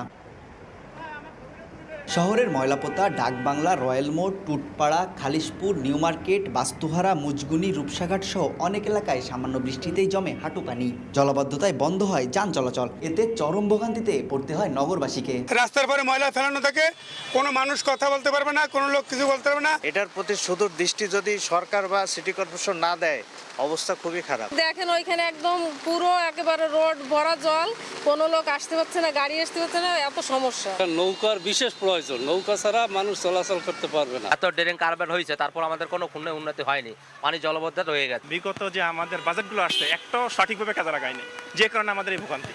অথচ গত এক দশকে ড্রেনেজ ব্যবস্থার উন্নয়নে একাধিক প্রকল্পের আওতায় 1,500 কোটি টাকা খরচ করেছে খুলনা সিটি কর্পোরেশন। নাগরিক নেতারা বলছেন অনিয়মিত কাজ, প্রশস্ত খালগুলো ছোট ড্রেনে রূপান্তর, অধিকাংশ ড্রেন পলিথিন ও প্লাস্টিক বর্জ্যে ভরাট হয়ে যাওয়া, এছাড়া নিয়মিত পরিষ্কার না করা এবং সংশ্লিষ্ট বিভিন্ন দফতরের সঙ্গে সমন্বয় না থাকায় বিপুল অর্থ ব্যয় হলেও সুফল মিলছে না। সিটি কর্পোরেশনে হাজার হাজার কোটি টাকা ব্যয়ে ড্রেনেজ ব্যবস্থা তৈরি করা হয়েছে বিগত দিনে, কিন্তু সেটি সিটি কর্পোরেশনের বা নাগরিকদের সেই সুফলটি দিতে পারছে না। পাশাপাশি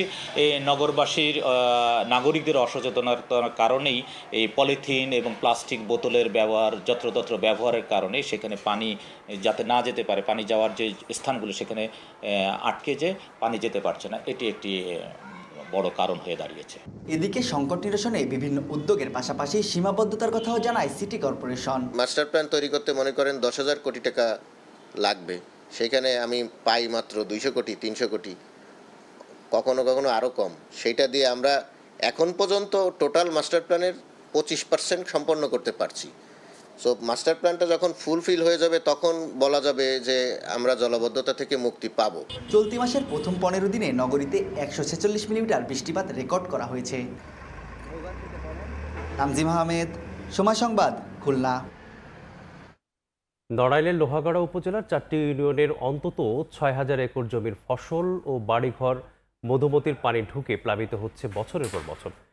ফসল ও বাড়িঘর রক্ষায় বেড়িবাঁধ নির্মাণ প্রকল্প হাতে নেওয়া হলেও 7 বছরে হয়নি তার শেষ। জেলা প্রশাসন ও পানি উন্নয়ন বোর্ডের গাফিলতিতে এমন দুর্গতি বলে অভিযোগ এলাকাবাসীর। নির্ধারিত সময়ে বেড়িবাঁধ নির্মাণের আশ্বাস পানি উন্নয়ন বোর্ডের। সজীব রহমানের তথ্য ও মধু সরকারের ছবি নিয়ে রিপোর্ট। এভাবেই বছরের পর বছর মধুমতি নদীর পানি ঢুকে প্লাবিত হচ্ছে অন্তত 6,000 একর জমির ফসল। শুধু ফসলি জমি নয়, ঘরবাড়িতে পানি ঢুকে ক্ষতিগ্রস্ত হচ্ছে হাজারো পরিবার। মধুমতি পানির প্লাবন ঠেকাতে 2019 সালে নড়াইলের লোহাগড়া উপজেলার কোটকল থেকে ঘাগা চেয়ারম্যান বাড়ি পর্যন্ত 3.1 কিলোমিটার অংশে বেড়িবাঁধ নির্মাণে একনেকে অনুমোদন দেয় তৎকালীন সরকার, যার ব্যয় ধরা হয় 342 কোটি টাকা। স্থানীয়দের আপত্তি ও আদালতে নিষেধাজ্ঞা কাটিয়ে 2023 সালে কাজ শুরু করে জেলা পানি উন্নয়ন বোর্ড ও জেলা প্রশাসন। 2025 সালের জুনে প্রকল্পের মেয়াদ শেষ হওয়ার কথা থাকলেও 2 দফায় মেয়াদ বাড়িয়ে কিছু অংশের খোঁড়াখুঁড়ি ছাড়া দৃশ্যমান কোনো অগ্রগতি চোখে পড়েনি। উপজেলার 4টি ইউনিয়নের অন্তত 15টি গ্রামের ফসলি জমি ও বাড়িঘরে প্লাবন ঠেকাতে বেড়িবাঁধের কাজ দ্রুত শেষ করার দাবি এলাকাবাসীর। আজও বেড়িবাঁধ হবে কিনা এটা আমরা একমাত্র বলতে পারতেছি না। ইউনিয়নের ফসল আমাকে সব শেষ হয়ে যায়। আমরা কৃষিকাজ করি, বছর পরে ভালো থাকে, এই মধুমতি নদীর পানি উঠে সব আমাকে শেষ হয়ে যায়। আমি সহ আমার নিকটাত্মীয়দের প্রায় 3 একর জমি অধিগ্রহণ করা হয়েছে, কিন্তু অদ্যাবধি আমরা কোনো ক্ষতিপূরণ বা টাকা পাইনি। গাছপালাগুলো আছে, সেই গাছপালা বিক্রি করব আবেদন করে আসছি, তারও কোনো হদিস এখনো পাইনি। জমির টাকা আমরা এখনো পাইনি। আমাদের এই টাকাগুলো আমরা পেতে পারি, সেই তার ব্যবস্থা নিতে প্রশাসনের প্রতি আমরা দৃষ্টি আকর্ষণ করছি। নির্ধারিত জমি বুঝে না পাওয়ায় কাজের ধীরগতি বলে দাবি ঠিকাদারি প্রতিষ্ঠানের। আর অধিগ্রহণকৃত জমির জটিলতা কাটিয়ে নির্ধারিত সময়ে কাজ শেষ করার আশ্বাস জেলা পানি উন্নয়ন বোর্ডের। 1 মাস পর আমাদের এখানে বৃষ্টি বাদল শুরু হবে এবং নির্দিষ্ট যে জুন মাসের মধ্যে আমাদের টেন্ডারের মেয়াদ, এই মেয়াদ সীমার মধ্যে আমরা কাজটি সম্পূর্ণ করতে পারবো না, কারণ আমাদের জায়গা এখনও আমাদের কর্তৃপক্ষ পানি উন্নয়ন বোর্ড জায়গাটা বুঝিয়ে দেয়নি। 26 জুনে আমাদের এই প্রকল্পটি মেয়াদ নির্ধারিত ছিল শেষ করার। তো পরবর্তীতে আমাদের এই জমি এখনও জেলা প্রশাসন থেকে বুঝে না পাওয়ার কারণে, সম্পূর্ণ জমি, যার কারণে আমরা প্রকল্পটির মেয়াদ শেষ করতে পারিনি।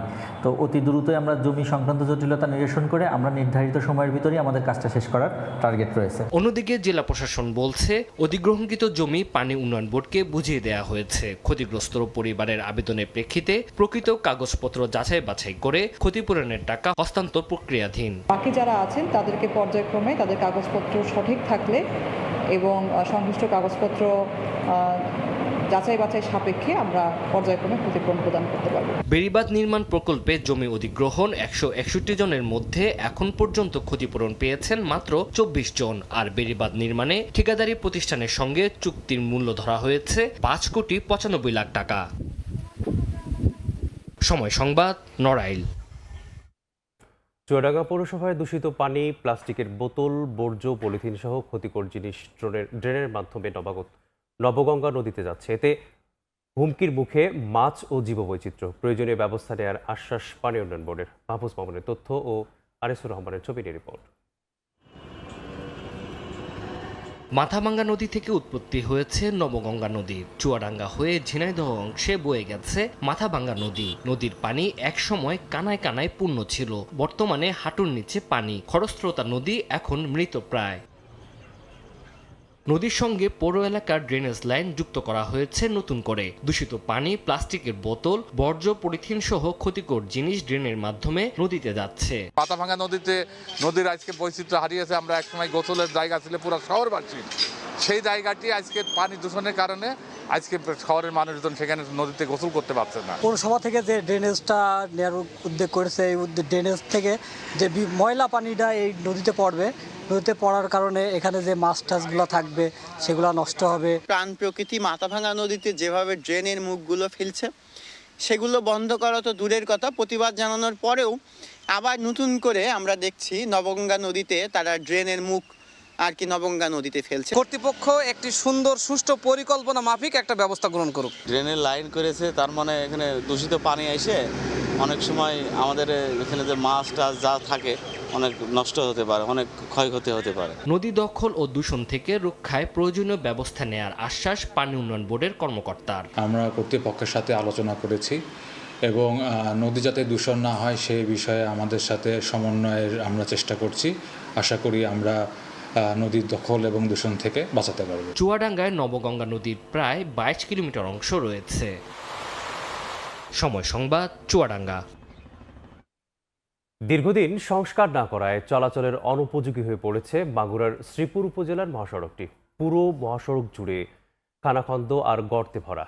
ভোগান্তি বেড়েছে ছোট যানবাহন চালকদের। উপায় না পেয়ে নিজ খরচে সড়ক মেরামত করছেন সিএনজি ও মাহেন্দ্র চালকরা। মাগুরা থেকে লোটাস রহমান সোহাগের রিপোর্ট, ছবি তুলেছেন রামিন খান।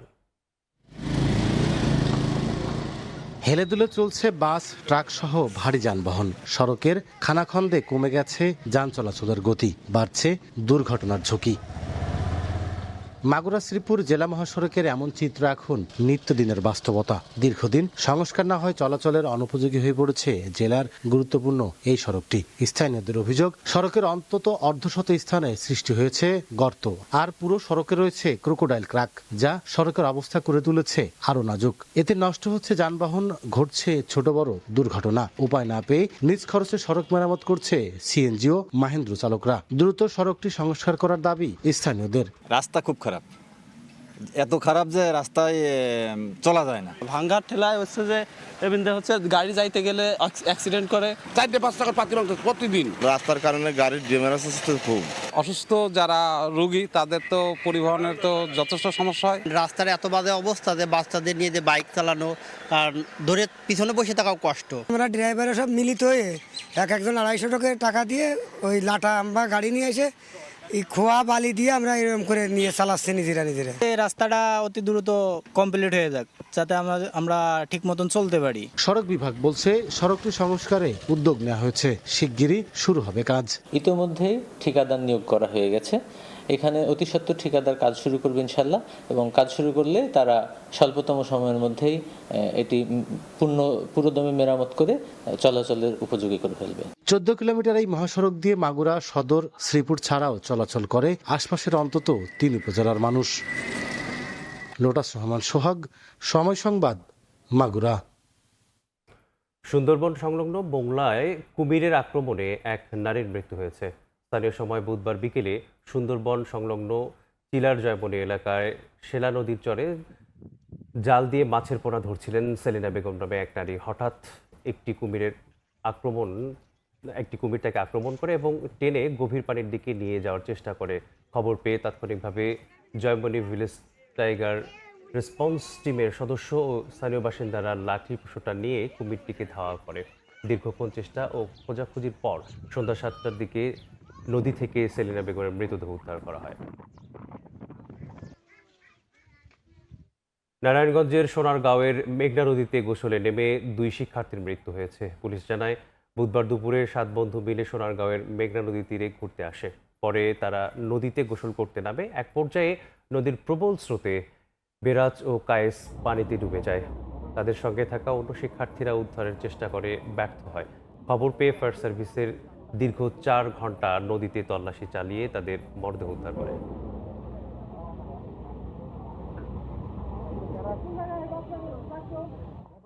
ময়মনসিংহে নির্মাণাধীন ভবন থেকে পড়ে 2 শ্রমিকের মৃত্যু হয়েছে। বুধবার বিকেলে নগরের কলেজ রোড এলাকায় এই দুর্ঘটনা ঘটে। পুলিশ জানায়, নগরের কলেজ রোড এলাকায় 10তলা ভবনের নির্মাণ কাজ চলছিল। ভবনের 8ম তলায় কাজ করার সময় 2 শ্রমিক মাসুদ ও সিয়াম নিচে পড়ে যান। পরে তাদের উদ্ধার করে ময়মনসিংহ মেডিকেল কলেজ হাসপাতালে নিলে চিকিৎসক তাদের মৃত ঘোষণা করেন। দিনাজপুরে ব্যাংক থেকে টাকা তুলে বাড়ি ফেরার পথে ধান ব্যবসায়ীর কাছ থেকে টাকা ছিনিয়ে নেওয়ার চেষ্টার অভিযোগে 3 জনকে আটক করেছে স্থানীয় জনতা। এ সময় তাদের ব্যবহৃত সিএনজি অটোরিকশা জব্দ করা হয়। বুধবার সন্ধ্যায় ঘোড়াঘাট পৌর শহরে আজাদ মোড়ে এই ঘটনা ঘটে। পুলিশ জানায় রহমতুল্লাহ নামে ধান ব্যবসায়ী স্থানীয় ইসলামী ব্যাংকের শাখা থেকে 1,50,000 টাকা উত্তোলন করে ব্যাংক থেকে বের হন। পথে 5 ব্যক্তি অটোরিকশা নিয়ে তার গতিরোধ করে। এ সময় দুর্বৃত্তরা তার পকেটে থাকা টাকা ছিনিয়ে নেওয়ার চেষ্টা করে। রহমতুল্লাহ চিৎকার করলে আশপাশের এলাকায় লোকজন ছুটে এসে সিএনজি সহ 3 জনকে আটক করেন।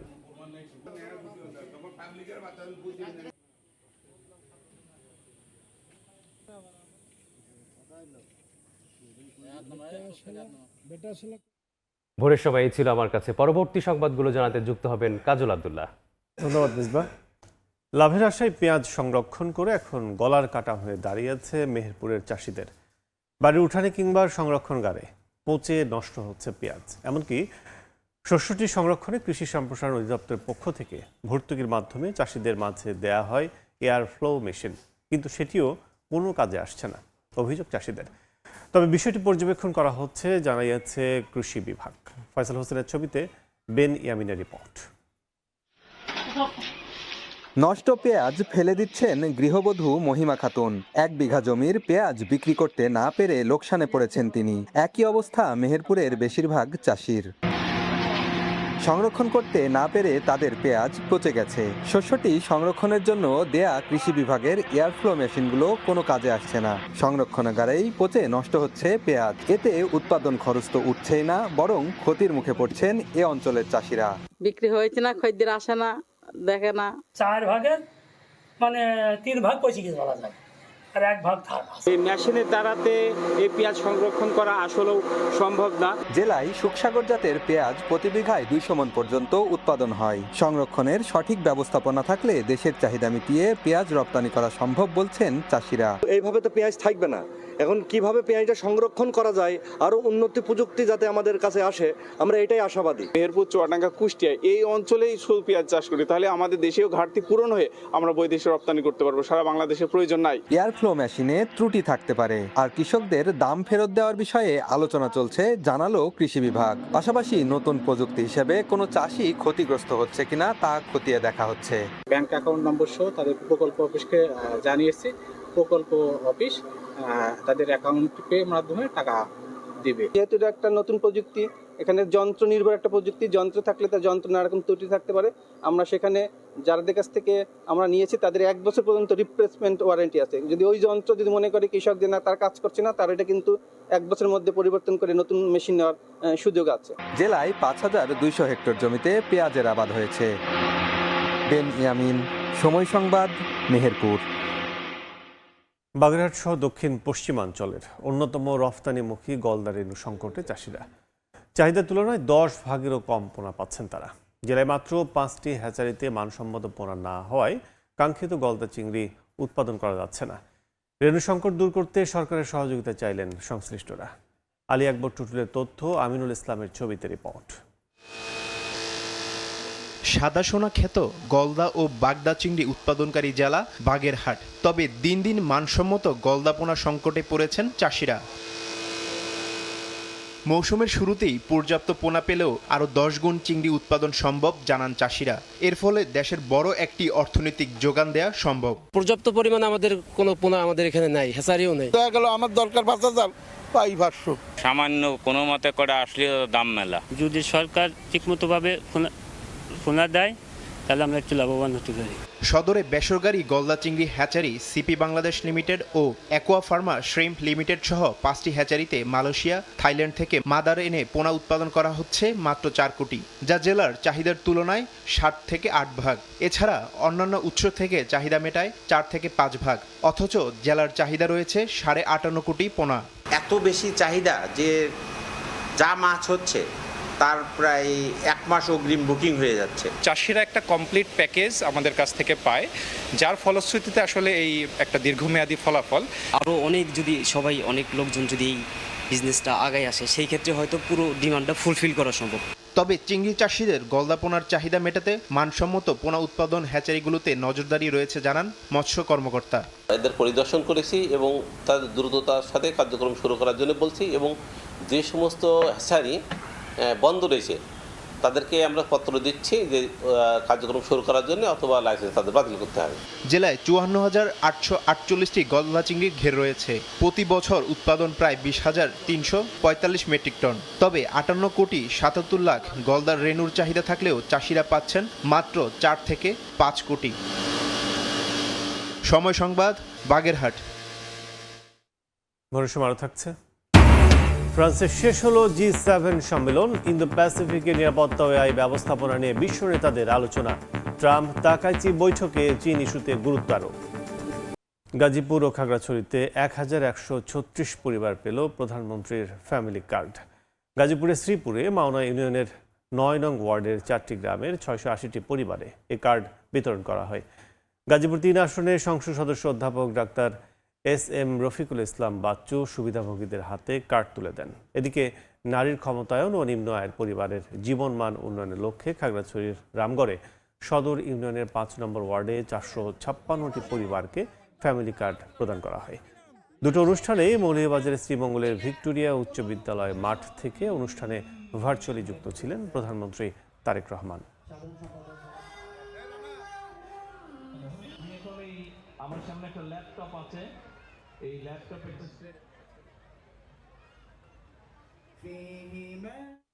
দেশের ৩৬২টি হাসপাতালকে ৩১ এবং ৫০ শয্যা থেকে ১০১ শয্যায় উন্নীত করা হচ্ছে বলে জানিয়েছেন স্বাস্থ্যমন্ত্রী সরদার মোহাম্মদ সাখাওয়াত হোসেন। বুধবার ঝটিকা সফরে কুষ্টিয়া ২৫০ শয্যা বিশিষ্ট জেনারেল হাসপাতালে পরিদর্শন শেষে একথা বলেন তিনি। লোকবল পারমিশন নিচ্ছি, PPP হচ্ছে, জুলাই মাসের ভিতরে আমরা একবারে আমরা সকল হাসপাতাল টেন্ডারে চলে যাব ইনশাল্লাহ। তখন আমাদের এই প্রবলেম থাকে না। এক্সপিরিয়েন্সের ভিত্তিতে যারা জনগণের সেবা করতে পারবে আমরা সেই রকম লোক দিব। বাংলাদেশ কোস্ট গার্ডের অপারেশনাল সক্ষমতা বাড়াতে দেশীয় প্রযুক্তিতে 5টি রিভারাইন পেট্রোল ভেসেল নির্মাণের কাজ শুরু হয়েছে। নারায়ণগঞ্জ বন্দরে বাংলাদেশ নৌবাহিনী পরিচালিত ডকইয়ার্ড অ্যান্ড ইঞ্জিনিয়ারিং ওয়ার্কস লিমিটেডের প্রতিষ্ঠানে অনুষ্ঠিত হয় কিল লাইং অনুষ্ঠান।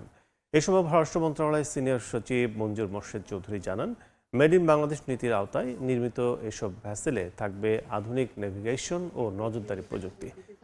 দ্রুতগতির এসব নৌযান নদী, মোহনা উপকূলীয় এলাকায় কোস্টগার্ডের টহল, উদ্ধার অভিযান, চোরাচালান ও অবৈধ অনুপ্রবেশ রোধে গুরুত্বপূর্ণ ভূমিকা রাখবে।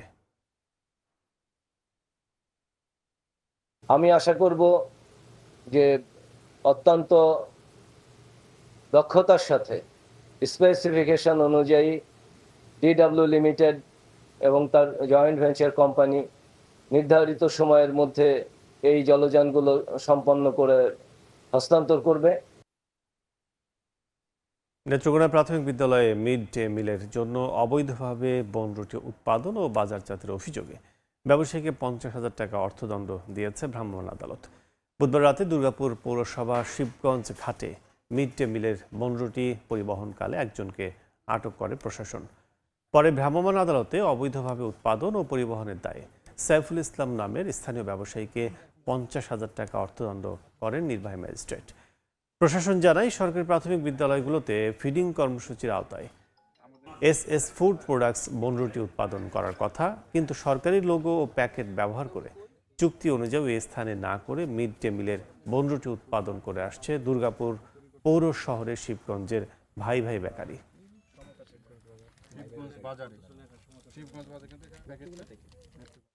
সমুদ্রে মাছ ধরা চালু হলেও কমেনি মেহেরপুরের সামুদ্রিক মাছের দাম। এছাড়া বৈরী আবহাওয়ায় কমেছে দেশি মাছের সরবরাহ। বিস্তারিত জানাতে মেহেরপুরের মাছ আড়ত বাজারে রয়েছেন রিপোর্টার মেনিয়ামিন। সরাসরি যাচ্ছি তার কাছে।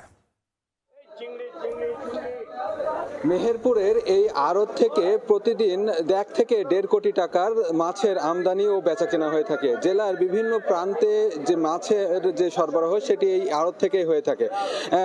গত 10 দিনের হিসাবে আসলে মেহেরপুরের এই আড়তে যে মাছের আমদানি হয়েছে সেক্ষেত্রে আসলে প্রতিটা মাছের দাম কিন্তু কিছুটা বেড়েছে। কোনো মাছ 10 থেকে 20 টাকা কেজিতে কিংবা তার থেকে বেশি আর কি 50 থেকে 60 টাকা কেজিতে বিক্রি হয়েছে, অনেক বেশিতে বিক্রি হচ্ছে অনেক মাছ। সমুদ্রে গভীর সমুদ্রে যে মাছ ধরা যে 58 দিন বন্ধ থাকার পরে আবারও মাছ ধরা যে চালু হয়েছে, সেক্ষেত্রে আসলে মাছের বাজারটা কিন্তু এখনো সেই প্রভাবটা মেহেরপুরে পড়েনি। সামুদ্রিক মাছের ক্ষেত্রে ইলিশ মাছ কিন্তু এখনো 2500 থেকে 3000 টাকা কেজিতে বিক্রি হচ্ছে, যেগুলো 1 কেজি ওজনের। তার পাশাপাশি অন্যান্য যে মাছ রয়েছে চিংড়ি, সেটিও কিন্তু 1000 থেকে 1200 টাকা কেজিতে বিক্রি হচ্ছে। দেশি যে মাছগুলো রয়েছে রুই, কাতলা, পাঙাশ, সিলভার কাপ জাতীয় মাছ, সেগুলো কিন্তু কেজি প্রতি 2 থেকে 2.5 কেজি ওজনের যে মাছগুলো রয়েছে সেগুলো কিন্তু কেজি প্রতি 350, 250 থেকে 350 টাকা কেজিতে বিক্রি হচ্ছে। এছাড়াও যে সকল মাছ রয়েছে চাষের মাছ, সে চাষের মাছের দাম কিন্তু কিছুটা কম। তার পাশাপাশি কাঠ মাছ, মানে মূলত যেগুলো দেশি মাছ, কই, শিং কিংবা ছোট মাছ জাতের যে মাছগুলো রয়েছে সেই মাছগুলো কিন্তু কেজিতে 350 থেকে 400 টাকা কেজিতে বিক্রি হচ্ছে। মাছের বাজেট পরবর্তী সময়ে কিন্তু মাছের বাজার কিছুটা বেড়েছে বলে জানাচ্ছেন এখানকার ব্যবসায়ীরা, এবং গেল 10 দিনের হিসাবে কিন্তু প্রতিটা মাছের দামই কিন্তু এখন একটু ঊর্ধ্বগতি বলেই জানাচ্ছেন এখানকার যারা মাছ ব্যবসায়ী রয়েছেন তারা। তো সেক্ষেত্রে আসলে বাজারে কিন্তু কিছুটা প্রভাব পড়েছে, এবং এই মাছের আড়তে কিন্তু প্রতিদিন সকাল থেকে রাত অবধি, সকাল থেকে দুপুর অবধি আর কি মাছের কিন্তু বেচা কেনা হয়ে থাকে, এবং এই মাছের আড়ত থেকে জেলার বিভিন্ন প্রান্তে মাছগুলো কিন্তু চলে যায়, এবং সকাল থেকে মাছের যারা ব্যবসায়ীরা আছেন তারা কিন্তু এখান থেকে মাছ কিনে নিয়ে যাচ্ছেন। তো আমাদের এই বাজারে আসলে যদি আমরা বেশ কিছু ব্যবসায়ীর সাথে কথা বলেছি, তারা যেটি জানাচ্ছেন যে আসলে তেলাপিয়া যে মাছ, সেই মাছগুলো কিন্তু 150 থেকে 180 টাকা কেজিতে বিক্রি হচ্ছে। এর পাশাপাশি যে পাঙাশ মাছ, সে পাঙাশ মাছও কিন্তু 180 থেকে 85 টাকা কেজিতে বিক্রি হচ্ছে। তো সেক্ষেত্রে আসলে দেশি মাছ, সাদা মাছ, দেশি মাছ কিংবা সামুদ্রিক মাছ, যে মাছের কথাই বলি সেই মাছই কিন্তু এখন বাজার কিছুটা চড়া। এই ছিল মেহেরপুরের মাছের বাজারের সর্বশেষ খবর। সরাসরি ছিলাম মেহেরপুরে। ইরান যুদ্ধ বন্ধে ওয়াশিংটন তেহরান ঐতিহাসিক চুক্তি হয়েছে। মার্কিন প্রেসিডেন্ট ডোনাল্ড ট্রাম্প ও ইরানের প্রেসিডেন্ট মাসুদ পেজেশকিয়ান এই চুক্তিতে সই করেছেন। এদিকে সমঝোতা চুক্তিতে সইয়ের পরও যুক্তরাষ্ট্রের প্রতি তীব্র অনাস্থা প্রকাশ করেছে ইরান। দেশটির পার্লামেন্ট স্পিকার বাঘের ঘালিবাঘ হুঁশিয়ারি দিয়ে বলেছেন, আঘাত এলে পাল্টা ব্যবস্থা নিতে প্রস্তুত তেহরান। দীর্ঘদিন দরবারের পর অবশেষে ইরান যুদ্ধ বন্ধে ঐতিহাসিক চুক্তি সম্পন্ন হয়েছে। বুধবার ফ্রান্সের প্যারিসের কাছে প্যালেস অব ভার্সাইয়ে এক নৈশভোজ চলাকালীন মার্কিন প্রেসিডেন্ট ডোনাল্ড ট্রাম্প এই চুক্তিপত্রে স্বাক্ষর করেন। তার স্বাক্ষরের মাধ্যমে অবিলম্বে পরবর্তী ধাপের আলোচনা শুরু হচ্ছে বলেও জানিয়েছে হোয়াইট হাউস। ইরানের সাথে এই ঐতিহাসিক চুক্তির পরও পারস্য উপসাগরীয় অঞ্চল থেকে এখনই সেনা সরাচ্ছে না যুক্তরাষ্ট্র। প্যারিসে সাংবাদিকদের মুখোমুখি হয়ে ট্রাম্প জানান, চুক্তি হলেও মার্কিন বাহিনী আরও কিছুদিন ওই অঞ্চলে অবস্থান করবে। চুক্তির অন্যতম প্রধান শর্ত ইরানের পারমাণবিক কর্মসূচি নিয়ে ট্রাম্প কিছুটা নমনীয় মনোভাব দেখিয়েছেন। তেহরানের উচ্চ সমৃদ্ধ ইউরেনিয়ামের মজুদ ধ্বংস করার চেয়ে ইরান যাতে কোনোভাবেই পারমাণবিক অস্ত্র তৈরি করতে না পারে সেটিকে বেশি গুরুত্ব দিচ্ছেন তিনি। ট্রাম্প বলেন, মজুদ ধ্বংস করা অত্যন্ত জটিল এবং সময় সাপেক্ষ। যুক্তরাষ্ট্রের সাথে সমঝোতা স্মারক সইয়ের বিষয়টি আনুষ্ঠানিকভাবে নিশ্চিত করেছে ইরানও। দেশটির পররাষ্ট্র মন্ত্রণালয়ের মুখপাত্র ইসমাইল বাঘাই রাষ্ট্রীয় সম্প্রচার মাধ্যম প্রেস টিভিকে জানান, ইরানের পক্ষ থেকে প্রেসিডেন্ট মাসুদ পেজেশকিয়ান এই চুক্তিতে সই করেছেন। এদিকে চুক্তি সই হলেও ওয়াশিংটনের প্রতি তীব্র অনাস্থা প্রকাশ করেছেন ইরানের পার্লামেন্ট স্পিকার মোহাম্মদ বাঘের গালিবাফ। দেশটির রাষ্ট্রীয় গণমাধ্যমকে তিনি জানান, এই শান্তি চুক্তি হলেও যুক্তরাষ্ট্রকে বিশ্বাস করা যায় না। শত্রুপক্ষ যুক্তির ভাষা না বুঝলে তেহরান আবারও শক্তির ভাষায় জবাব দেবে বলে জানান তিনি। ফারহাদ চৌধুরী, সময় সংবাদ। যুদ্ধ নিষেধাজ্ঞার পারমাণবিক উত্তেজনা দীর্ঘ অধ্যায়ের ইতি টানতে সামনে এসেছে ইরান যুক্তরাষ্ট্রের 14 দফা সমঝোতা স্মারক। যুদ্ধবিরতি থেকে শুরু করে মার্কিন নিষেধাজ্ঞা প্রত্যাহার, ইরানি তেল রপ্তানি পুনরুদ্ধার এবং $300 বিলিয়ন পুনর্গঠন তহবিল সবই রয়েছে এই খসড়ায়। বাস্তবায়িত হলে এটি হতে পারে মধ্যপ্রাচ্যের ভূ রাজনীতিতে কয়েক দশকের সবচেয়ে বড় কূটনৈতিক পুনর্বিন্যাস। ইসরায়েল সহ বিভিন্ন দেশের গণমাধ্যমের প্রতিবেদনে উঠে এসেছে ইরান ও যুক্তরাষ্ট্রের সমঝোতা স্মারকের শর্তগুলো। যেসব শর্তে রাজি হয়েছে দুপক্ষই। প্রস্তাবিত সমঝোতার প্রথম ধাপই হল যুদ্ধের অবসান। ইরান, যুক্তরাষ্ট্র এবং তাদের মিত্ররা সব ফ্রন্টে লেবানন সহ তাৎক্ষণিক ও স্থায়ী যুদ্ধবিরতিতে সম্মত হবে। পাশাপাশি ভবিষ্যতে একে অপরের বিরুদ্ধে সামরিক হামলা, শক্তি প্রয়োগ কিংবা হুমকির পথ থেকেও সরে আসার অঙ্গীকার করা হয়েছে। দুই দেশ একে অপরের সার্বভৌমত্ব ও ভৌগোলিক অখণ্ডতায় সম্মান করবে বলেও উল্লেখ রয়েছে। খসড়ার অন্যতম গুরুত্বপূর্ণ অংশ অর্থনৈতিক ও সামুদ্রিক অবরোধ শিথিল করা। যুক্তরাষ্ট্র ইরানের বিরুদ্ধে নৌ অবরোধ তুলে নেয়ার পাশাপাশি ইরানি তেল ও পেট্রোকেমিক্যাল রপ্তানির জন্য প্রয়োজনীয় ছাড়পত্র দেওয়ার প্রতিশ্রুতি দিয়েছে। একই সময় ইরানও হরমুজ প্রণালী ও পারস্য উপসাগর এলাকায় বাণিজ্যিক জাহাজ চলাচল স্বাভাবিক করতে মাইন অপসারণ সহ প্রয়োজনীয় পদক্ষেপ নেবে। এর ফলে বৈশ্বিক জ্বালানি সরবরাহ ব্যবস্থায় স্থিতিশীলতা ফিরতে পারে বলে মনে করছেন বিশ্লেষকরা। চুক্তির সবচেয়ে উচ্চাভিলাষী অংশ $300 বিলিয়ন পুনর্গঠন পরিকল্পনা। যুক্তরাষ্ট্র ও তার আঞ্চলিক অংশীদাররা ইরানের অর্থনৈতিক পুনর্বাসন ও উন্নয়নের জন্য এই তহবিল গঠনের প্রতিশ্রুতি দিয়েছে। পাশাপাশি ধাপে ধাপে জাতিসংঘ, IAEA এবং যুক্তরাষ্ট্রের একতরফা নিষেধাজ্ঞা প্রত্যাহারের কথাও বলা হয়েছে। জব্দকৃত ইরানি সম্পদ ও তহবিল মুক্ত করে ব্যবহারের সুযোগ দেওয়ার বিষয়টিও অন্তর্ভুক্ত রয়েছে। পারমাণবিক ইস্যুতেও বড় ধরনের সমঝোতার ইঙ্গিত রয়েছে। টাইমস অফ ইসরায়েল বলছে, সমঝোতা স্মারকে ইরান পারমাণবিক অস্ত্র তৈরি করবে না বলে ঘোষণা দিয়েছে। তবে সমৃদ্ধ ইউরেনিয়ামের ভবিষ্যৎ, পারমাণবিক কর্মসূচির সীমা এবং আন্তর্জাতিক পর্যবেক্ষণের কাঠামো চূড়ান্ত চুক্তিতে নির্ধারিত হবে। আগামী 60 দিনের মধ্যে একটি পূর্ণাঙ্গ চুক্তিতে পৌঁছানোর লক্ষ্য নির্ধারণ করা হয়েছে, যা শেষ পর্যন্ত জাতিসংঘ নিরাপত্তা পরিষদের বাধ্যতামূলক প্রস্তাবের মাধ্যমে অনুমোদনের কথা বলা হয়েছে। নাদিম মারজান, সময় সংবাদ। মার্কিন প্রেসিডেন্ট ডোনাল্ড ট্রাম্প হরমুজ প্রণালী দিয়ে তেল সরবরাহ সচলের ঘোষণা দিলেও এখনও কাটেনি শঙ্কা। সমুদ্র মাইন, ট্রানজিট ফি এবং বিমা জটিলতার কারণে এখনই এই প্রণালীতে জাহাজ চলাচলের ঝুঁকি নিতে যাচ্ছে আন্তর্জাতিক শিপিং কোম্পানিগুলো। কাগজে কলমে হরমুজ প্রণালী খুললেও বৈশ্বিক জ্বালানি ও পণ্য সরবরাহ পরিস্থিতির স্বাভাবিক হওয়া নিয়ে এখনও বড় প্রশ্ন রয়ে গেছে। মার্কিন প্রেসিডেন্ট ডোনাল্ড ট্রাম্প ইরানের সাথে যুদ্ধবিরতির চুক্তিতে সমঝোতাকে এক বিশাল জয় হিসেবে উল্লেখ করেছেন। তিনি বিশ্ববাসীকে হরমুজ প্রণালী দিয়ে তেল সরবরাহ সচলের আহ্বান জানালেও বাস্তব চিত্র এখনও ভিন্ন। হরমুজ প্রণালী দিয়ে বাণিজ্যিক জাহাজ চলাচল প্রায় শূন্যের কোঠায়। হরমুজের দুই প্রান্তে এখনও আটকা পড়ে আছে 550-র বেশি পণ্যবাহী জাহাজ ও তেল ট্যাঙ্কার। শিপিং অপারেটর এবং বিমা কোম্পানিগুলোর প্রধান উদ্বেগ এখন সাগরের নিচে লুকিয়ে থাকা মাইন। যুদ্ধ চলাকালীন ইরান এই জলসীমায় ব্যাপক মাইন পুঁতে রেখেছে বলে দাবি যুক্তরাষ্ট্রের, যা পরিষ্কার করতে অন্তত 2 মাস সময় লাগবে। বিশ্লেষকদের মতে, চুক্তির রাজনৈতিক ঘোষণা এলেও সাগরে প্রকৃত নিরাপত্তা নিশ্চিত না হওয়া পর্যন্ত কোনো কোম্পানি তাদের কোটি ডলারের জাহাজ এই ঝুঁকিপূর্ণ রুটে পাঠাবে না।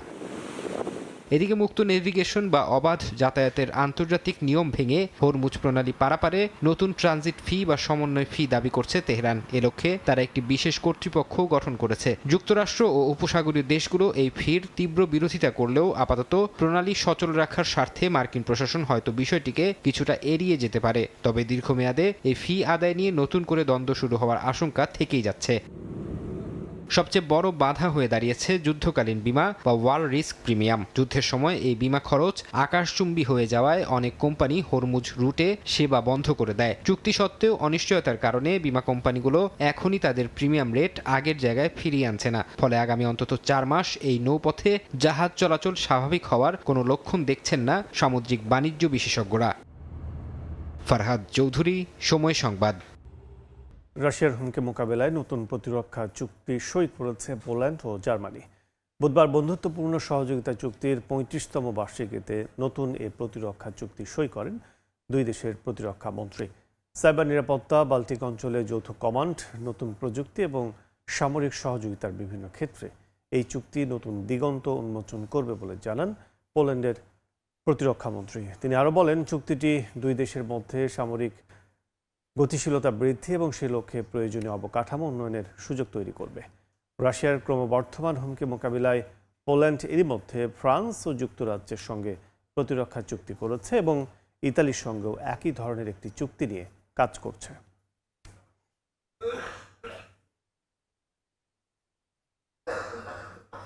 ব্যক্তিগত তথ্য কিনে নজরদারি চালাচ্ছে ইউরোপ ও যুক্তরাষ্ট্রের গোয়েন্দা সংস্থাগুলো। মঙ্গলবার প্রকাশিত ইউরোপ ভিত্তিক থিঙ্ক ট্যাঙ্ক ইন্টারফেসের এক প্রতিবেদনে তথ্য উঠে এসেছে। 11টি গোয়েন্দা তদারকি সংস্থার তথ্য বিশ্লেষণ করে প্রতিবেদনে বলা হয়, বিজ্ঞাপন শিল্পের মাধ্যমে সংগ্রহ করা ব্যক্তিগত তথ্য গোয়েন্দা ও নজরদারি কাজে ব্যবহার করা হচ্ছে। এ পদ্ধতিকে বলা হচ্ছে অ্যাডভার্টাইজিং বেসড ইন্টেলিজেন্স বা অ্যাড-ইন্ট।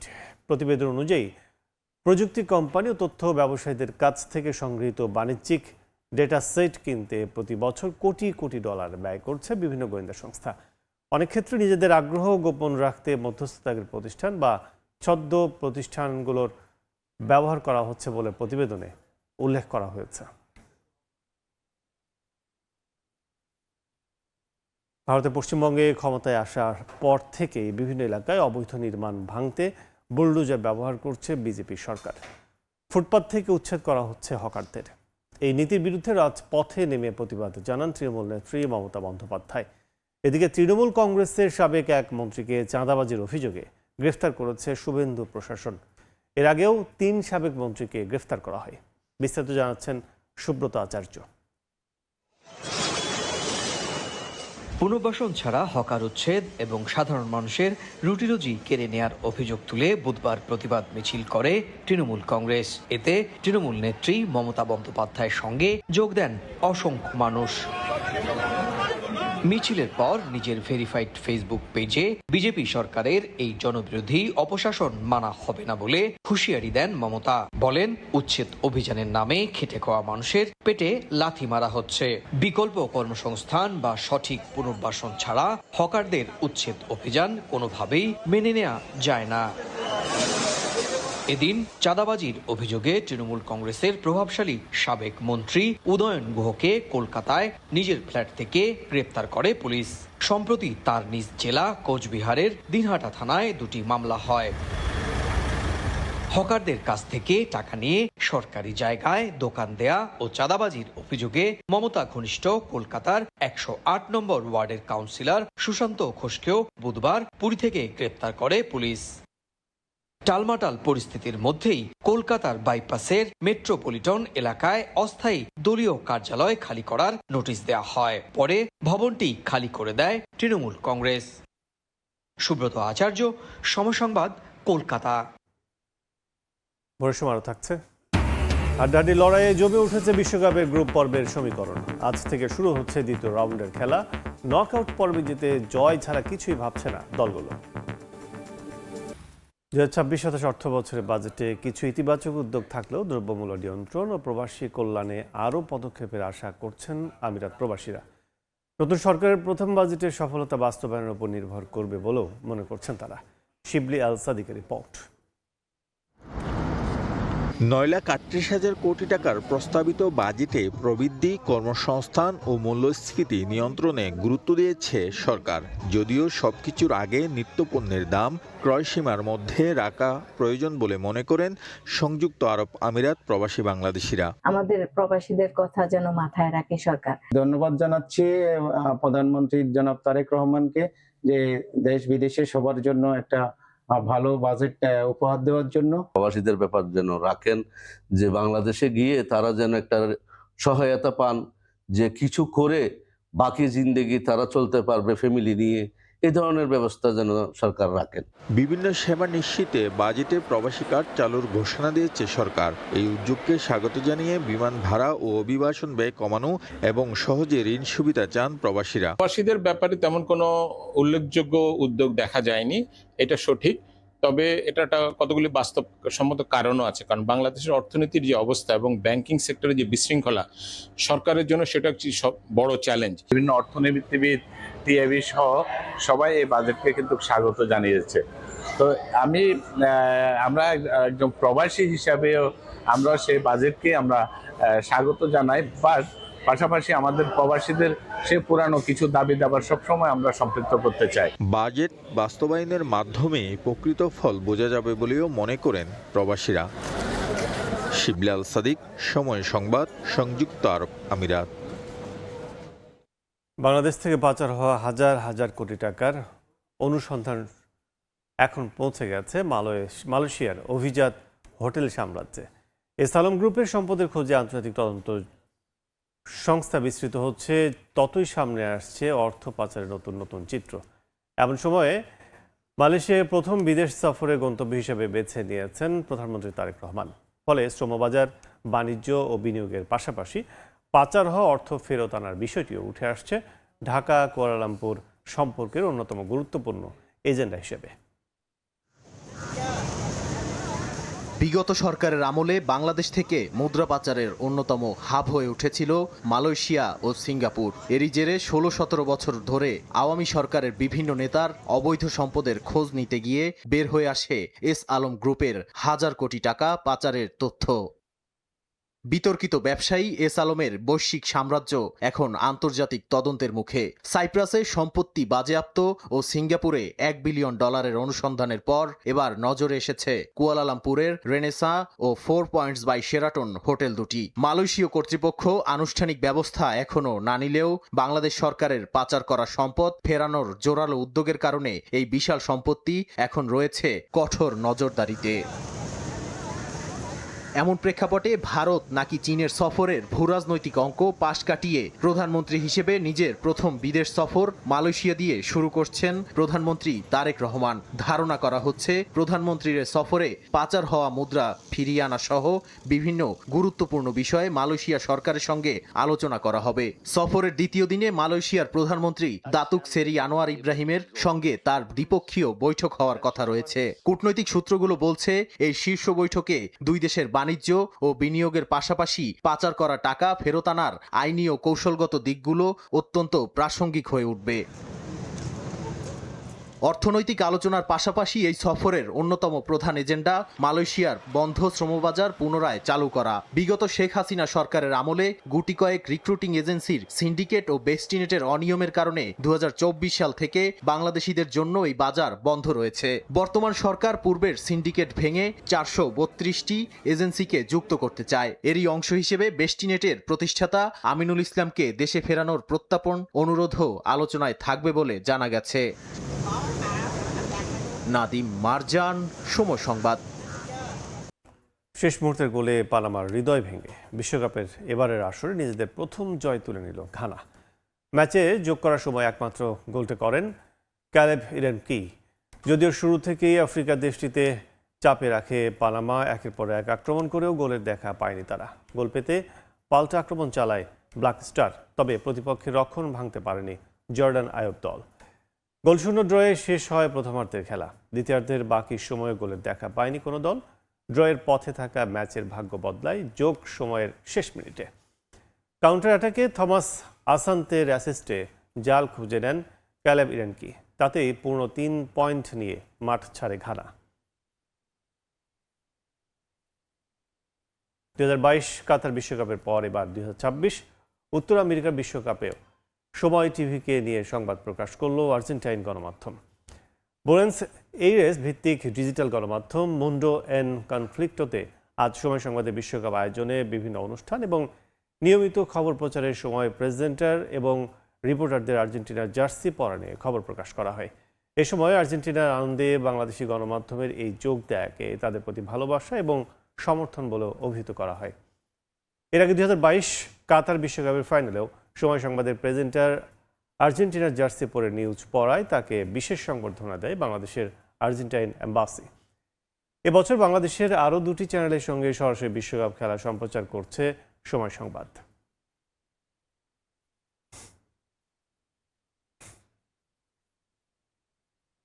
লিওনেল মেসির হ্যাট্রিক দেখে বিন্দুমাত্র অবাক হননি রোনালদো নাজারিও, বরং ব্রাজিল কিংবদন্তির কাছে সর্বকালের সেরা তর্ক আরও বহু আগেই শেষ।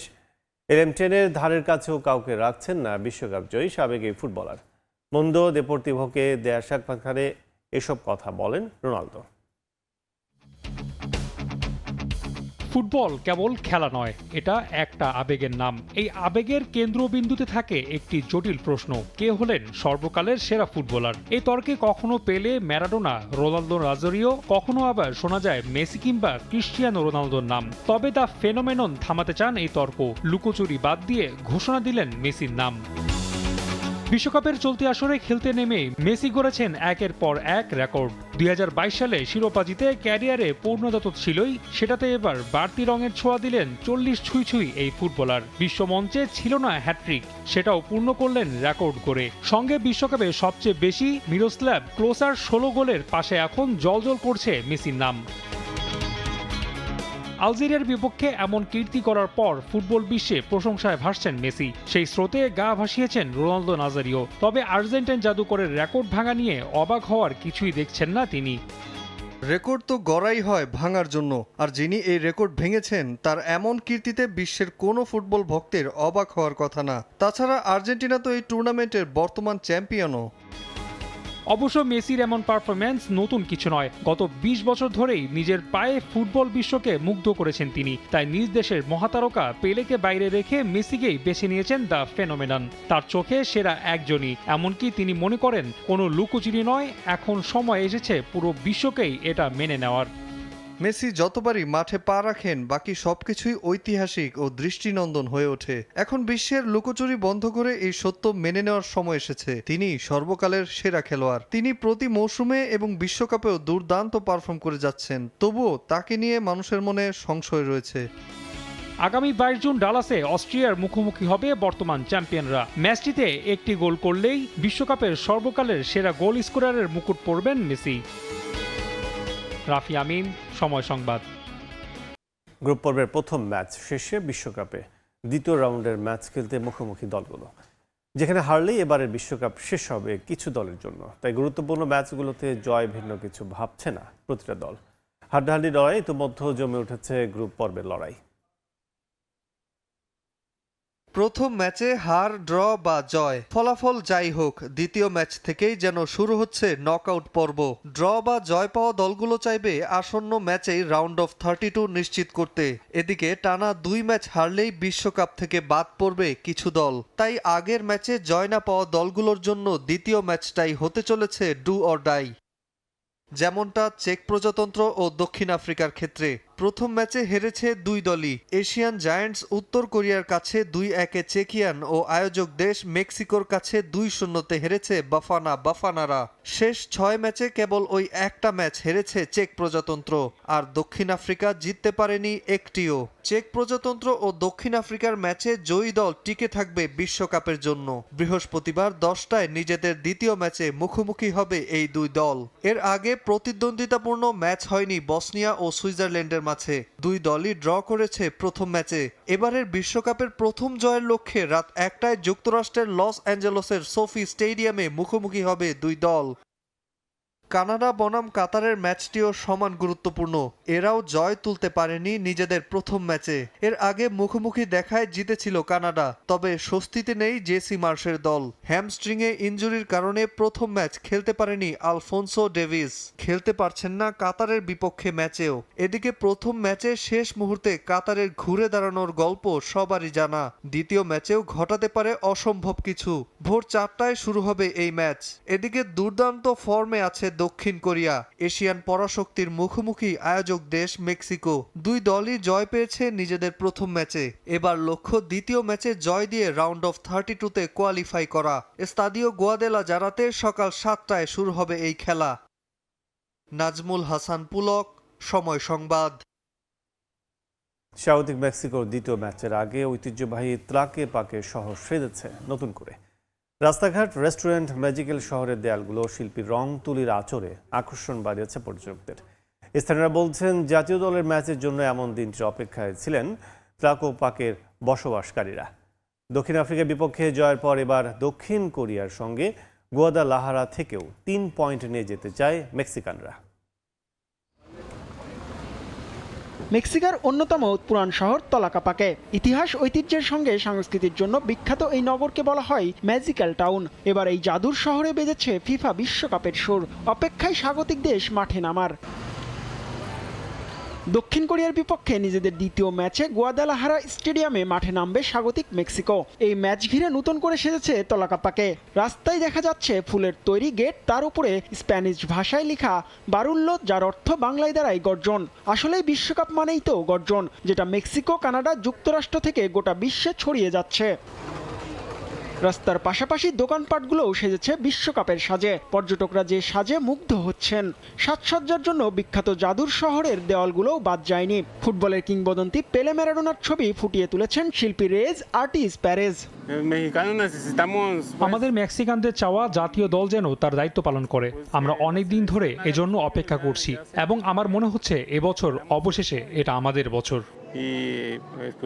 তলাকে পাকের রেস্টুরেন্টগুলো সেজেছে বর্ণিল সাজে। শিল্পীদের সুরের মূর্ছনায় মেতে উঠেছে হোটেলগুলো। প্রাতিষ্ঠানিক বাদেও ব্যক্তিগতভাবেও বিশ্বকাপ উন্মাদনায় মেতেছেন স্থানীয়রা। ব্যক্তিগত গাড়িতে মেক্সিকোর পতাকা ফুটিয়ে তুলেছেন অনেকে। তাদের বিশ্বাস গাড়ির মতোই বিশ্বকাপে লম্বা রেসের ঘোড়া হয়ে থাকবে মেক্সিকো। আমার গাড়িটাকেও মেক্সিকোর পতাকার মতো করে সাজিয়েছি, একটা চলমান মেক্সিকান পতাকা। তাই আমাদের জাতীয় দল যে অনেক দূরে যাবে সেই আশা আমার পুরোপুরি আছে। মেক্সিকান এই জাদুর শহরের মানুষদের প্রত্যাশা আফ্রিকার পর দক্ষিণ কোরিয়ার বিপক্ষেও 3 পয়েন্ট নিয়ে পরের রাউন্ডে উঠে যাবে তাদের প্রিয় দল। জিহাদ আল হাসান, সময় সংবাদ। এরপর যে শীর্ষ সংবাদগুলো জানিয়ে দিচ্ছি আরেকবার। কেনের রেকর্ড গড়া ম্যাচে ক্রোয়েশিয়াকে 4-2 গোলে হারিয়ে বিশ্বকাপ মিশন শুরু ইংল্যান্ডের। পর্তুগালকে রুখে দিল বিআর কঙ্গো। ম্যাচে নিষ্প্রাণ ক্রিস্টিয়ানো রোনালদো। বিএনপির জনমুখী পরিকল্পনা ভেস্তে দিতে চাইলে রুখে দেবে জনগণ। মৌলভীবাজারে ফ্যামিলি কার্ড বিতরণ করে প্রধানমন্ত্রী। টাকা পাচার বন্ধ করে মানুষের ভাগ্য উন্নয়নে ব্যয় করবে সরকার। উশিন ঘিরে সীমান্ত উত্তেজনা। দিল্লির সদিচ্ছা ছাড়া সংকট নিরসন সম্ভব নয় বলছেন বিশ্লেষক।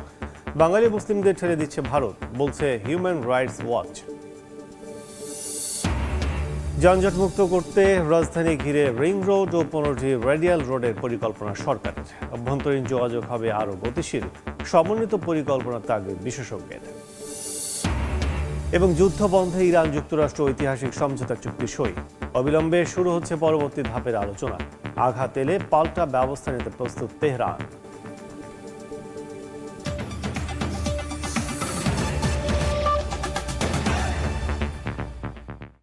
এই ছিল ভোরের সময়।